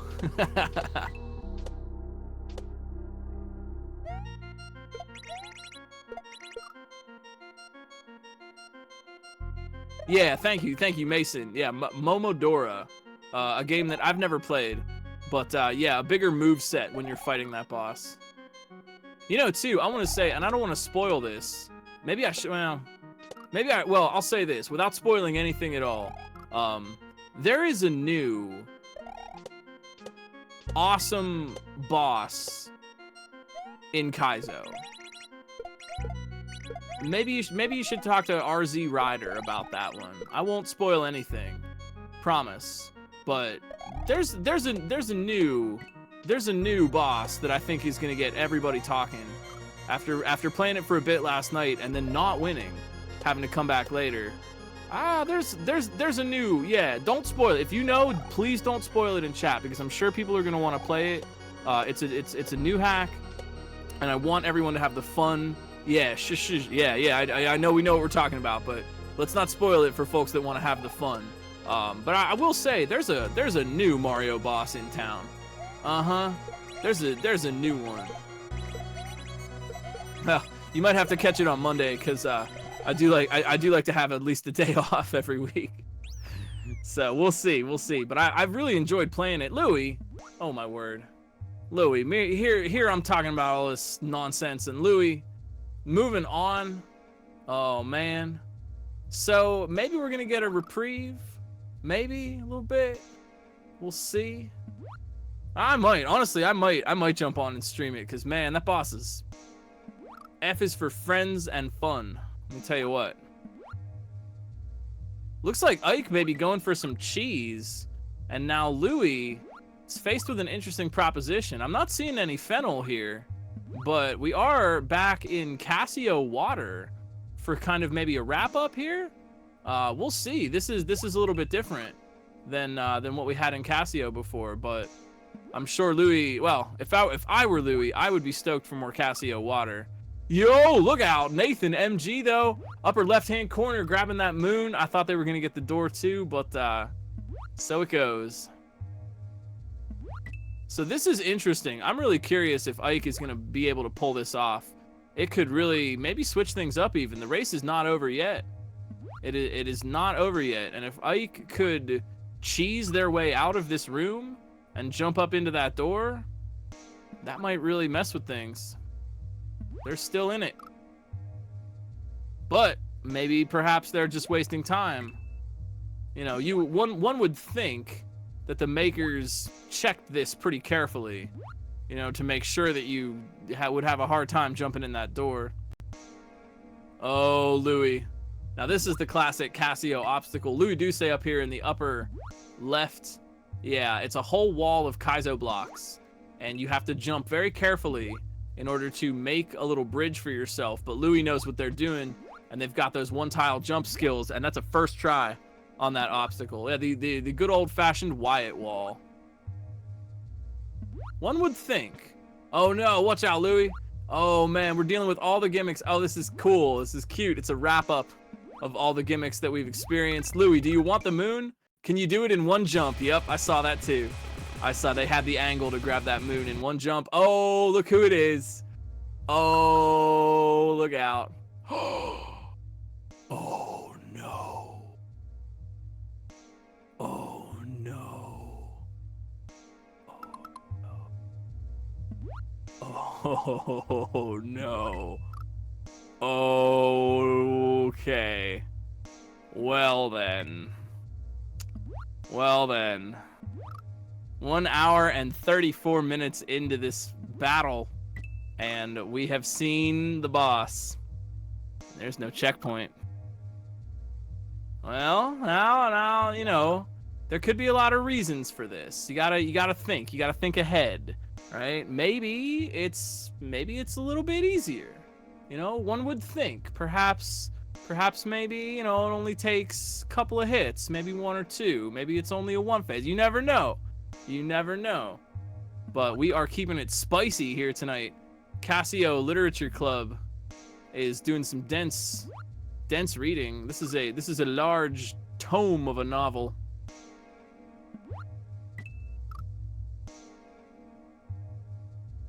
One would think, you know, if it were me, you know, I'd be thinking Nathan, hold up. I was watching Louie, and meanwhile Nathan catching up to the water section. So good job.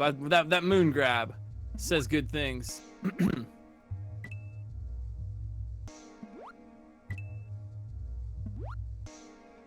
So now Louie's gonna show us the true meaning of consistency.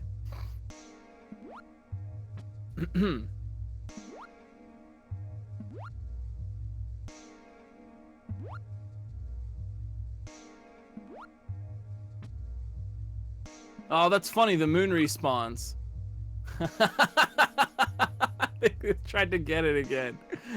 I feel like I don't know what they were really thinking, but I from Louie's movement there, it almost seemed like they were going for the moon again. And that just makes me smile.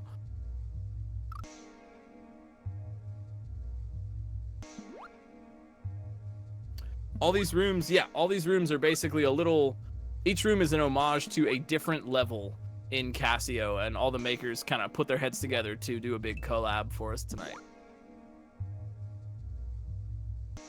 So yeah, kind of Game Boy, Game Gear, Game Buddy. Aw, the Game Buddy.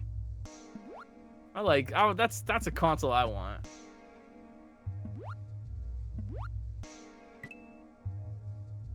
That's interesting. I didn't know that. Makers wanted the moons to not respawn, but it turns out you can only have one non-respawning per level. That's interesting. That's yet another thing I did not know about the Super Mario World engine.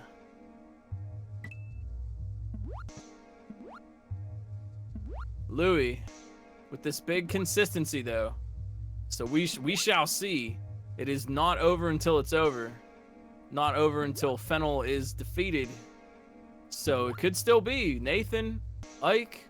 We'll see. If Louie gets held up here a little bit, we could still have it. I wouldn't give up if I were you. Yeah, they did. They got it again. All right, Louie back at the boss in the upper right. There's a moon up there too, just to tempt them. Oh, and they're dodging the lightning. Let's go. Let's go. Oh, there it is. See. It's just a little Fennel. It's just a little bit of partner Fennel as a treat. Wow. So Eden, SolveForX, Jonah, Mason. Oh, look at all these credits. We get to read the credits for who made each room. Mars, Mason, Eden, Gossip Greg. Oh, hey, some testing. Oh, look, it's me and all my friends, Gossip Greg and RB Pimlico, Matrillionaire. Oh, I'm flattered. I don't feel like I did much, but thanks for including me. Oh, yo, enablement. Ha ha ha ha. Wow, Midairs are cool. Yo, these are credits in our ROM hack race level. I like to see that. That's awesome. That is just awesome. Oh, and even the music. Check out some of these bands if you like this soundtrack, man. There's good stuff here. Good job, Louie Duce. Not as cruel as we thought. And you gotta figure, you know, like in a race situation, you gotta figure like they're probably not gonna give you a 20-hit Fennel at the end of a no checkpoint water section. You know what I mean? Like sometimes a little bit of metagaming, a little bit of thinking like, okay, what is this going to be? You know what I mean? You can, like that's a legit strat, right? Metagaming the ROM hack race level is fair game as far as I'm concerned. Same thing like turbo controllers. There's nothing it would help you do. So good freaking job, Louie Duce. Rolling the credits. And we are, I mean, as you know, as you already do, we are here to cheer everybody on, support everybody's efforts in this level. Whether or not you're on the last section or still working on the first, you're doing great. This is a really challenging level, and to be able to beat it in under an hour and 40 minutes is pretty remarkable. You're seeing some of the best gameplay that Casio has to offer here. Ike seems to have abandoned the cheese. Yeah, that's all right. That's how these things go. So it's Ike and Nathan right now sitting in section 4. We got Bunker Games and Germ Dove both working so hard on this propeller block section. I feel for them because, man, propeller block is just tough, dude. It's just tough. It's tough to work with. It's tough to think with. That's something I always say when I'm dealing with a level that has some kind of custom gimmick or whatever. It's like you got to think with the gimmick. You got to use, you know, whatever the solution is, the gimmick is going to help you get there. And propeller block in particular is one that I think is difficult to think with. It's hard. It's challenging for a million reasons. Ike, though, hey, look out. Making some progress. Look out. Getting to that disco shell.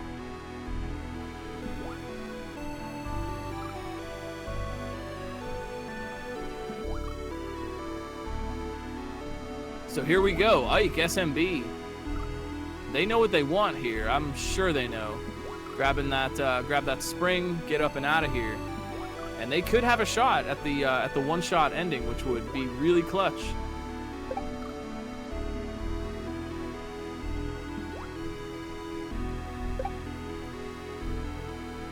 Oh.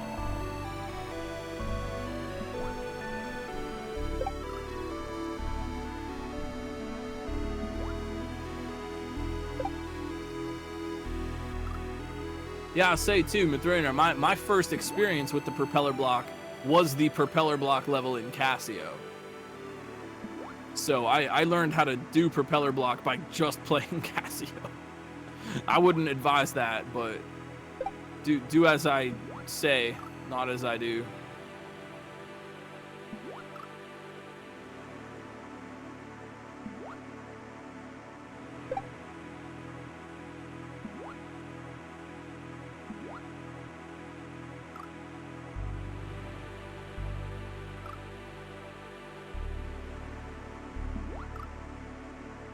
There have been propeller blocks in other hacks, but they didn't work the same as the Casio block. They just kind of give you a moon jump, as it were, where this one in particular locks your vertical.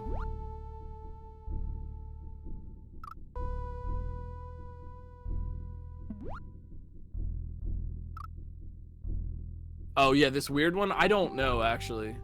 That's a good question. I almost want to say no. Because I felt like, I mean, when Casio came out, I feel like I was pretty familiar with most of what was going on in Kaizo. I mean, I was moderating it. I don't think so.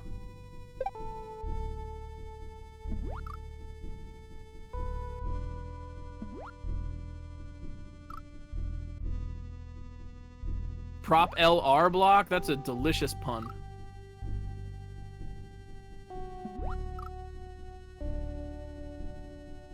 Oh, geez.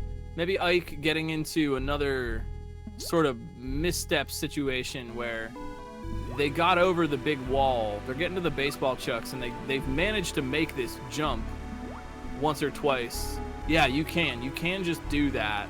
It's a little bit harder, and it leaves the baseballs on the screen, right? You see when they're trying to land on that chuck, now you've got the baseballs thrown by the bottom chuck that are still hanging around.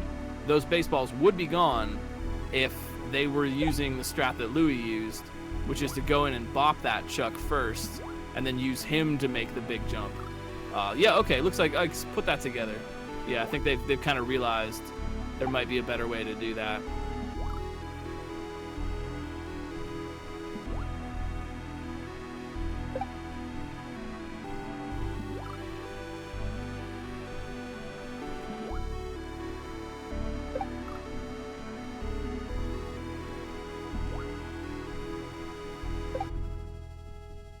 Well, I'll tell you what, it is actually awesome to see friends hanging out here and enjoying the race. I'm really grateful to hear that. I'm glad that you like it. I'm glad that you have fun. That's really awesome. It makes me really happy, and I hope everybody's enjoying your time, staying comfy, warm, and happy on this kind of chilly Saturday night. Thanks again. Thanks for making ROM Hack Races a little part of your Saturday. But yeah, now Ike, yeah, trying to kind of go between. Are they going to bop the chuck? Are they going to bop the lower one? Are they going to jump over the wall? What's it going to be? Nathan also, yeah, looking to make that big jump.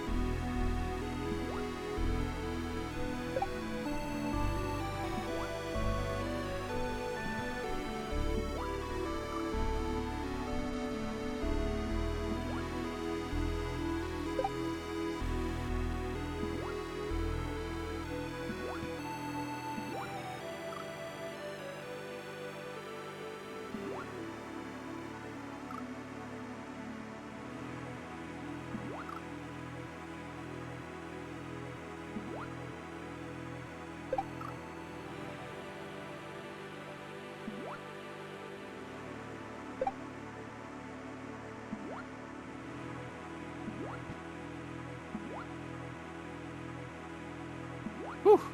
Ike, wow, yikes. Trying to thread the needle on those baseballs.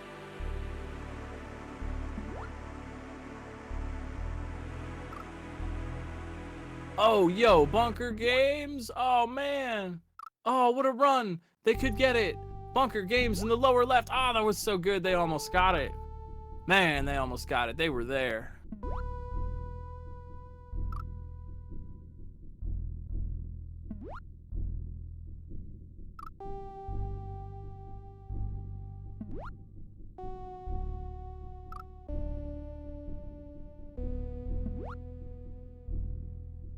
Oh, yo.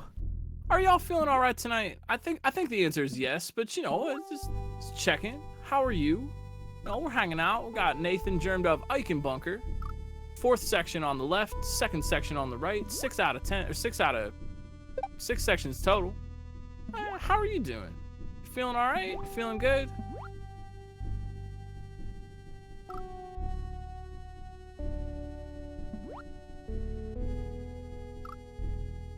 Oh, that's cool to hear. I'm glad you're having fun.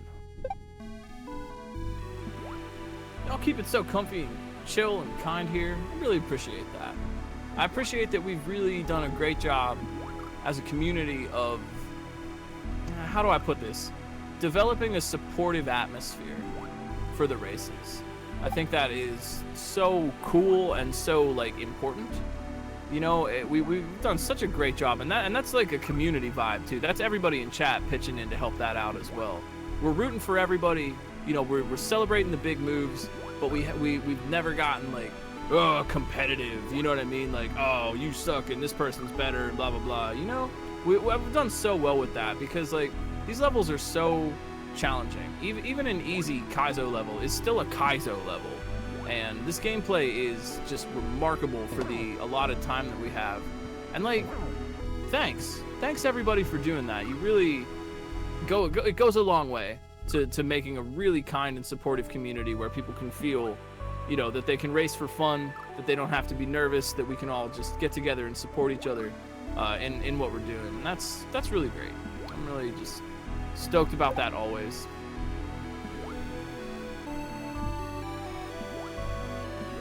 If I can add some good vibes along the way, cool.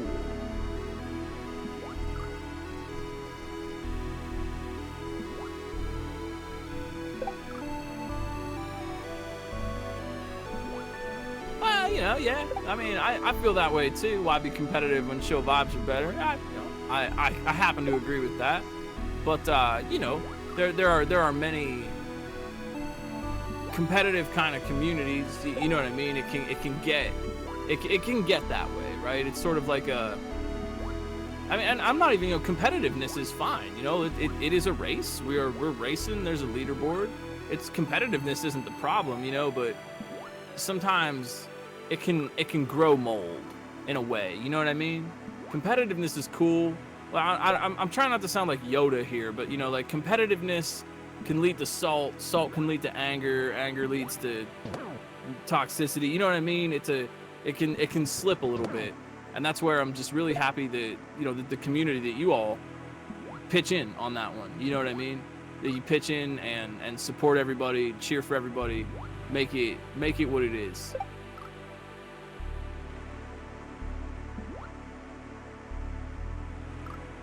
Nothing wrong with competition. Nothing wrong with competitiveness.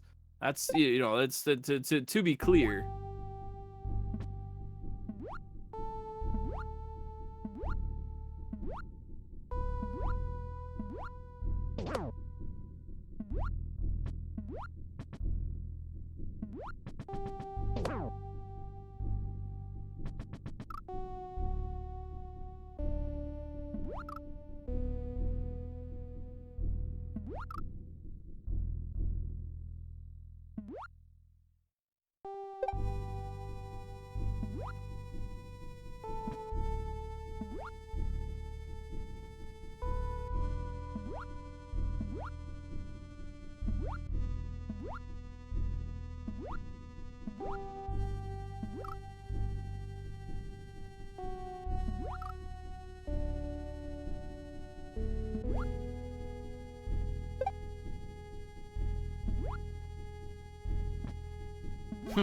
Really though, I'm talking about Fennel, man. I want to talk about it, but I don't want to spoil it. I promise I will not do that. And chat, I know he's gonna help me out with that, but boy howdy, there's a new boss. There's a new boss in town. Let me tell you what, my friends, there is a new boss in town. That's all I'm gonna say. You gotta go meet the new kid yourself. Maybe they have Nintendo. Maybe they have cookies. But boy, man, I'm just thinking about it. Like, man, I like want to play it more. It's like, oh, geez, there's a new boss in town. There's a new boss. Yo, babe, wake up. New boss just dropped.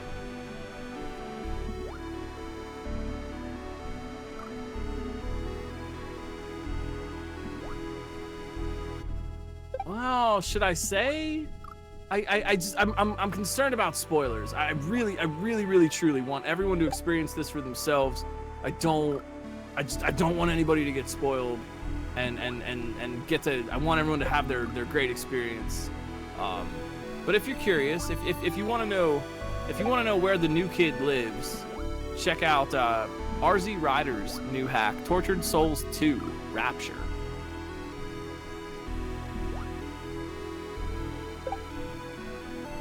And that's all we can say. I'm pointing at the microphone. Shh. No spoilers. You'll know. You'll know when you see it.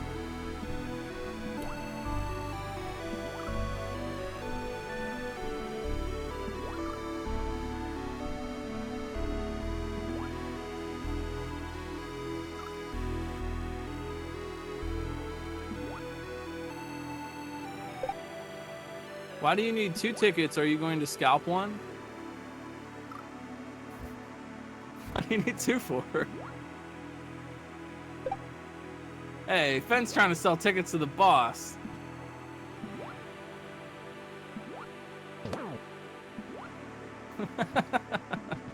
Clever, really.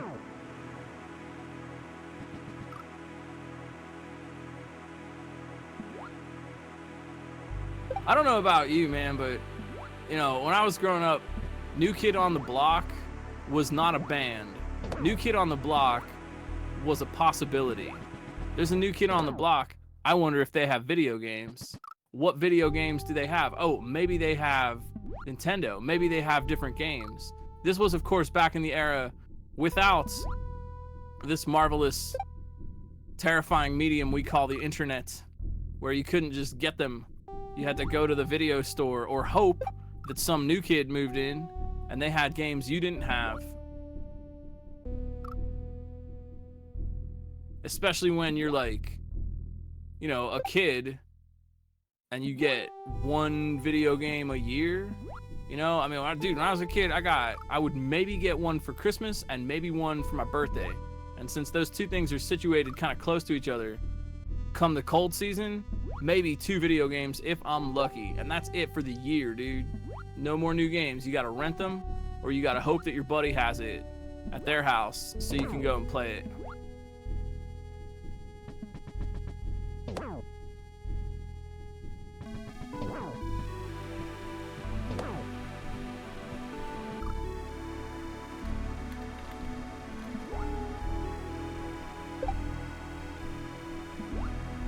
Oh man. Oh, excuse me. I was sending an important message to Fenn, letting them know that we're gonna head into some overtime here. Well, we got 5 minutes, but we got Ike on the second to last section.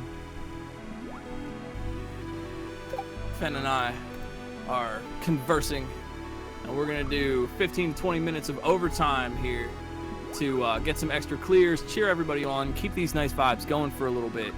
We generally schedule 2 hours a week for these broadcasts, but sometimes we do a little bit of OT, and you can always drop a follow for RomHack Races and come back and see us on Saturday nights.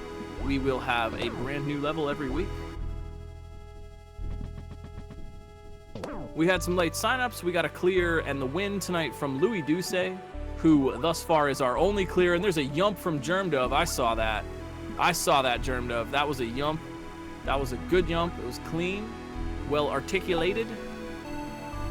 I'm really trying to make the expression jump articulation catch on. I don't know, maybe it won't. Maybe this is a fetch type of situation, but I think there's something to be said for it. You can talk about a lot of things broadly under the umbrella of jump articulation. Jumps can be articulated.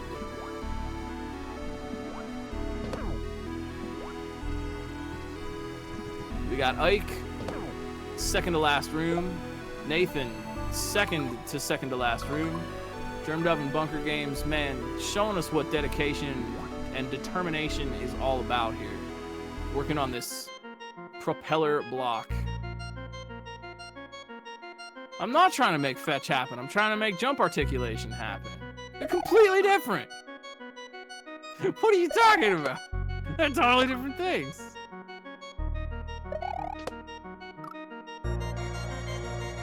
So Ike here needing to deal with this ball chain.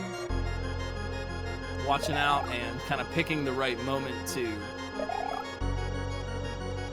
jump on this thing because it's moving so quickly that it often invites the upward rising sprite kill that we've mentioned.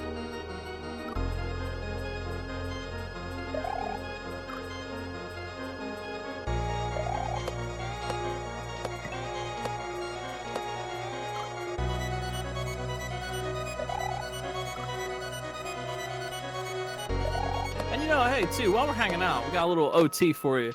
While we're hanging out, I want to give a shout out, actually. There's a new, in addition to a new, there's a bunch of new hacks, actually, but one in particular, if you haven't checked it out yet, do yourself a favor. Gamble 2 from Jezjitsu. What in the world? It is amazing.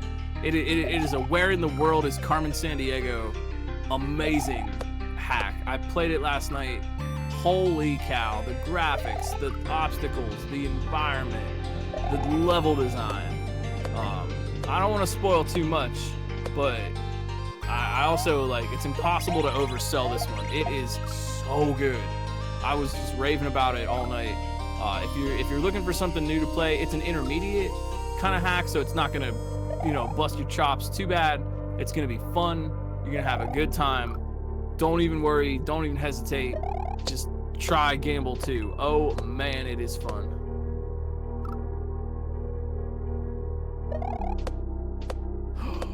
Germdove, that was so close, man. Yo, yeah, if you got some emotes, if you got some hype emotes or some clap emotes or whatever you got, put them in chat for Germdove and Bunker Games. They are just so determined, man. I'm proud of this. I don't in a way that's not patronizing, right? They obviously can do it, but dang diggity dang, what gamers? Ike too, making quick work of this. They're making quick work of this fast-moving ball and chain section.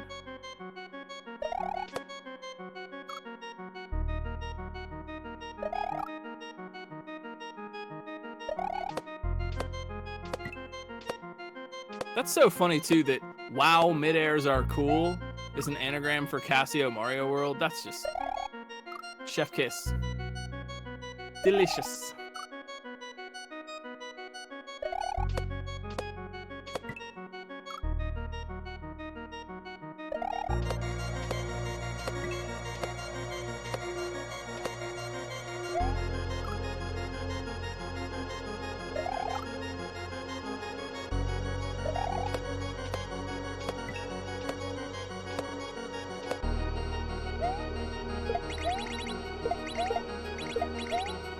Out of 7 rating by optimistic. I don't know. I think the ranking is pretty accurate. I mean, you know, when it comes to Casio, in almost any case, it's almost impossible to. It is impossible. Well, nothing's impossible, I suppose, but it's really challenging. It's harder than the hardest Casio Mario to objectively give a difficulty ranking to something. You know, different players' skills, different players' experience levels come into play, and there's just a lot to worry about and categorize with that. So I think this is pretty accurate in terms, you know, we used to have one number and then we broke it down into a couple of metrics per section, which is done a little bit better. I mean, the goal really isn't necessarily to define the difficulty on a sort of a moss hardness scale like you would for an amethyst rocks, but really to let potential players know what they're kind of in for. You know, back in the ancient times, there was only Casio Light. That was it. And so hacks like Casio 3 and Quickie World were in the same category together. And obviously there's an obvious difference there, but you know, it became more of an attempt to just let people know kind of what they're in for, because of that impossibility of giving a truly objective ranking to things. You can't. Certain players are way better at shells. I would rank any given shell level probably way lower on the difficulty scale than someone who didn't play a lot of shell stuff. Subsequently, I'd probably rank a cape level higher on the difficulty scale than someone who played a lot of cape. So it can be a challenge to figure out how to categorize and classify this. You know, we do what we can.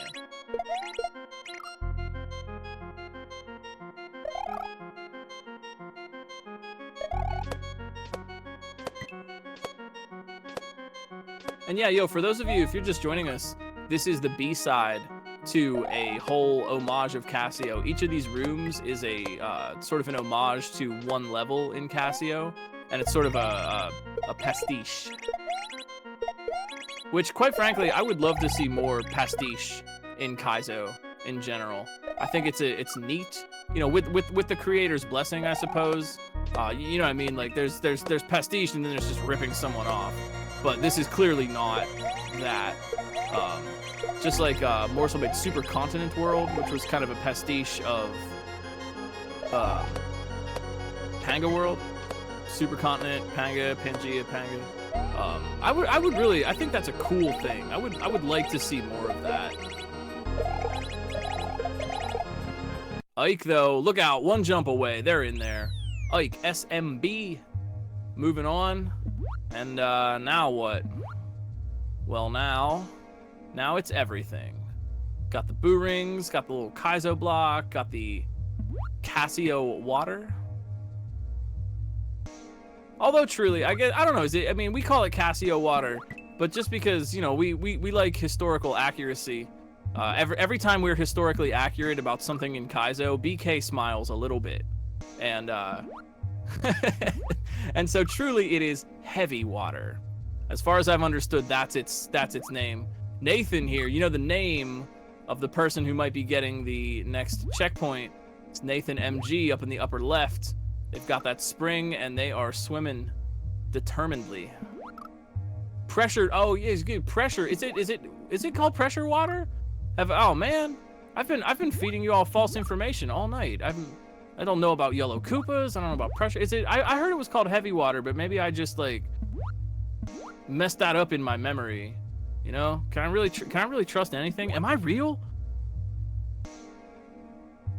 Oh, Ike, what a cheese! What a cheeser! What a cheeser! What a mouse! What a cheese having mouse of a friend of a player of a person. What a cheeser, just jumping all the way over that with one well-articulated Casio water jump. Pressure water, dang it. Never gonna get it right.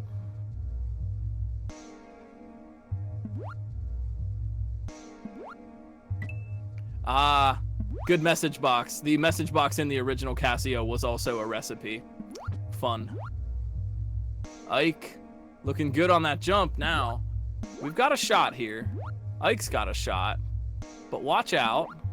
Got the Pepto Biz bubble.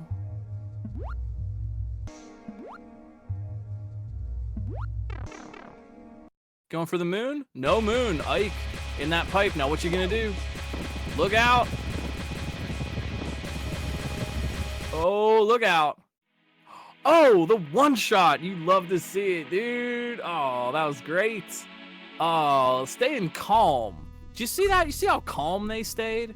You know what I mean? Like, they didn't run, they didn't freak out, they just looked at the lightning, where it was telegraphing it was gonna be, and they just stood there and hung out. Sometimes, and I really, really mean this, I learned this, well, I mean, you can learn this in a variety of ways, but for me, I learned this one night in 2007 or 8 as I was playing Qbert, NES Qbert for the world record. Sometimes the thing to do is just to stand still.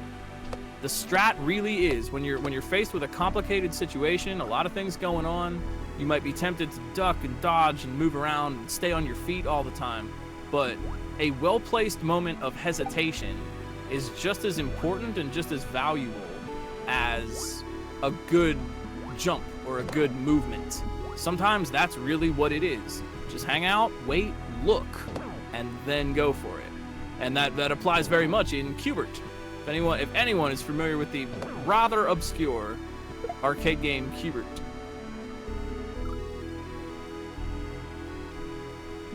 Sometimes don't jump, stay, stand, wait, look. Things will work out. See where you're going to go. Oh, is that the case? Yo, is tomorrow? Tomorrow? Well, you know what? That's only one day. And I say around here, it is Trans Day of Visibility every day. We love our trans comrades, and we are very, very grateful. I am super grateful for our trans friends who play so well at Casio, and honestly, on a personal note, have taught me so much. I have learned quite a bit, and really just gotten to know people in a great way. So be visible, be loud, be visible, and we have your back. Yo, nice yump there, Bunker Games. I saw that. Put your favorite trans pride emote in chat. Trans rights are human rights. That's a fact.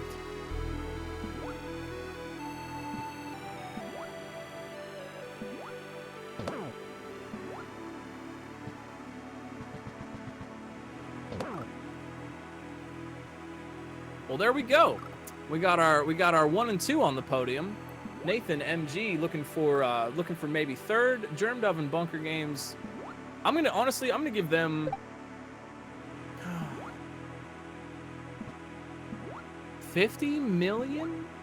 No, 500 million cool points.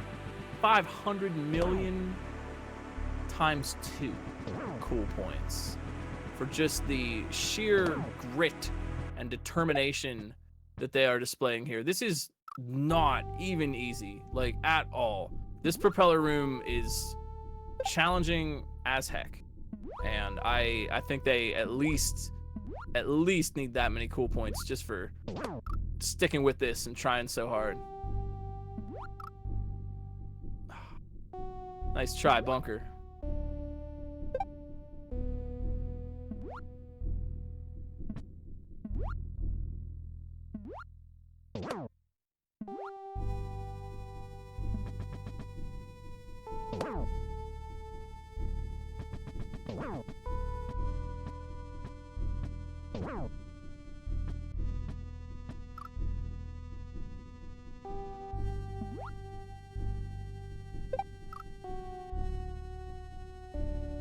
Haha, you can only buy impossible whoppers with fake currency. Like, let me get one of those impossible whoppers. Like, that'll be 500 Monopoly dollars, please. No, we don't pay in real money here. I wish there was a shop that accepted Monopoly money, because I'd be rich, man.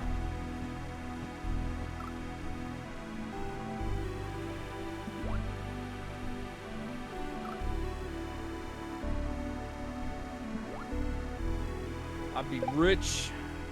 Richer than all the kings of the world.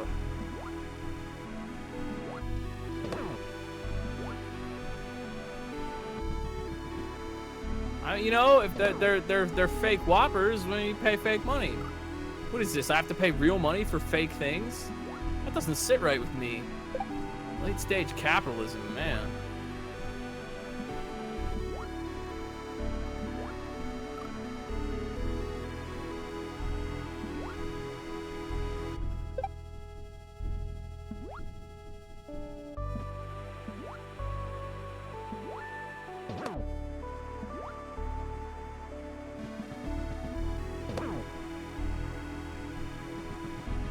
You know, you could kind of do the math. It's got me realizing, like, you have to go to the store and buy a box of Monopoly, right? Like, if you don't have Monopoly at your house, you have to go and purchase that, right? And for your purchase, you get a Monopoly board, you get the pieces, you get the little cards that you trade, you know, you get all the stuff in the box, and you also get Monopoly money. Therefore, Monopoly money has some amount of cash value, right? If you take the what's a box of Monopoly cost? Just your standard Monopoly set. What? 20 bucks? It should be 5, but 30 bucks, right? And divide that up between all the pieces that you get. You could come up with a relative value for Monopoly money. It's worth like 2 cents, right? You know what I mean? Like there's some amount of value there because you paid 20 bucks for a box containing it. I'm just saying, like there's some amount of value. I don't know. I would maybe, no, I wouldn't. I'd give you like a penny for like $100 Monopoly bill. You know, I'd buy that. We got 2 clears so far. We got Louis Doucet for the win, and Ike SMB just finished up. Number 1, number 2.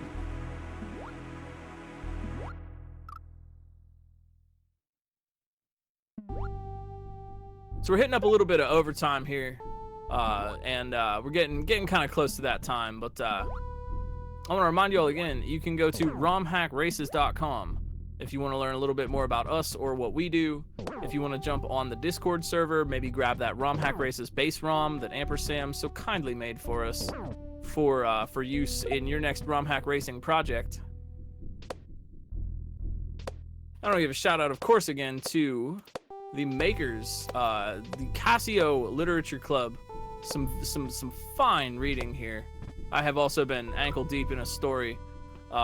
Eden, Jonah, Mars, Mason, and SolveForX all put their amazing powers together to bring us this level. You can check out more of their hacks on SMW Central. I also want to say thank you so much to Fen running the restream tonight for us, and RB Pimlico, Gossip Greg, Mythrillionaire, and Fen for testing this level throughout the week. That's very kind. We got Kelgan always helping out with so much stuff, making bot stuff, making stuff behind the scenes work and go in such an impressive way. We got Kelgan and What's Up Dot, and Fen as well, scouting, watching all the racers. Kind of an easy scout night though, so good job on that one, everybody. Just thank you so much. It is always just such an honor to do this, and it's really cool to have such kind helpers that really make this go. This is truly a community effort every week.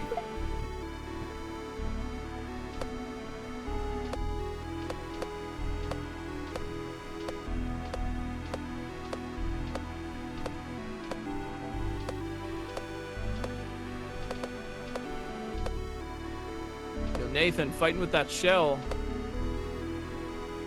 Oh, look out.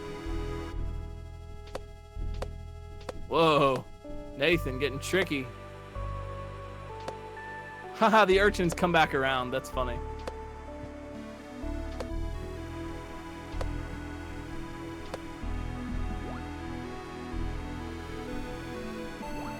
Yo, Nathan with that spring.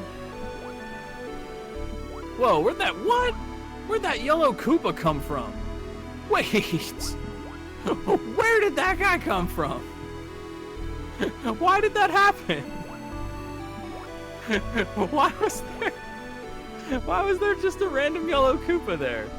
That kind of like gave me a little surprise. Oh, from the disco shell, of course. Nathan's in that door though. Not one to be surprised by any yellow Koopas.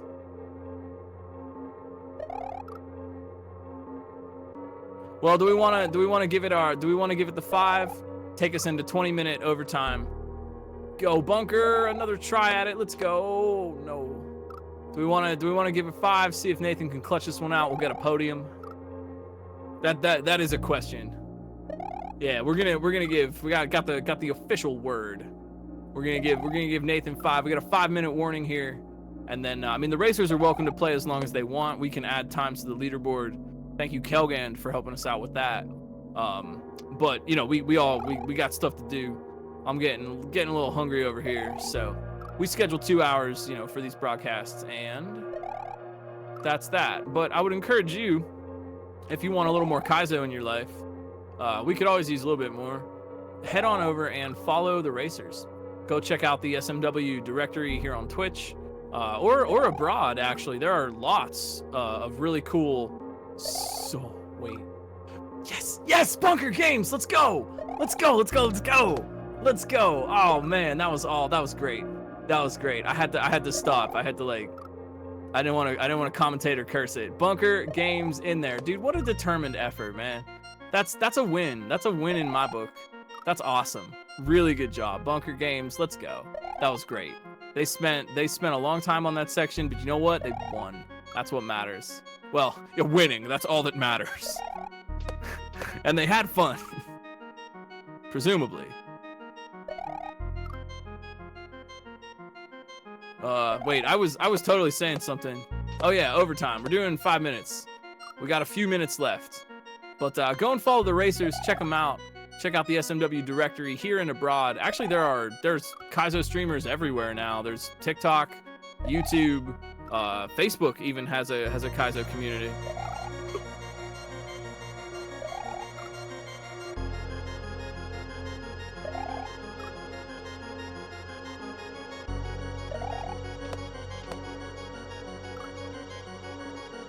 Can't spell Bunker Games without H.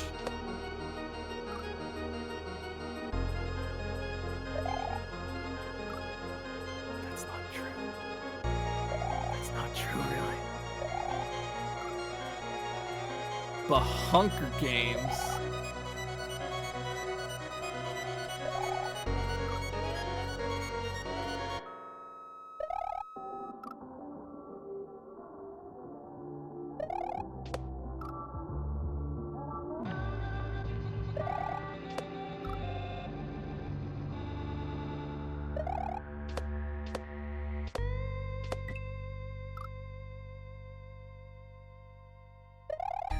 But thanks again for being a part of this tonight, y'all. It is a cool night, and I'm glad that you're here for it.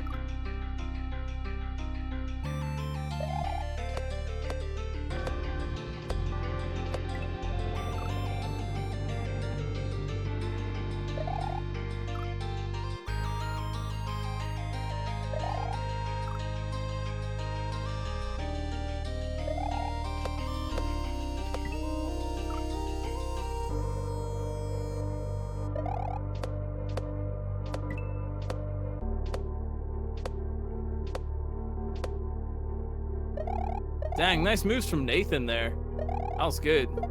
But we are hitting our time. So I want to thank you all again for being a part of this. I'm gonna let Fen take it away. Oh my word, Germ Dove. Oh no! No! Oh, I really wanted that for them. Oh, I really wanted that for them. Oh, Germ Dove. That was so good though. Oh man, that was perfect. But we are unfortunately out of time for the evening. So drop a follow and come back and see us again on Saturday. We will have another race for you, and it's going to be a good one. You never know what you're going to see. Go and follow some racers in the Kaizo community, and maybe I'll see you around the block.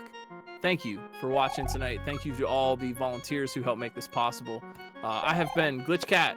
You have been you, and this has been RomHack Races. You matter. Your thoughts matter. Your heart matters. Your feelings matter. You matter to other people in your lives. You matter to me as human beings. You matter to the internet's #1 Longboy Furret, and the people who matter to you in your lives would love to hear from you about that.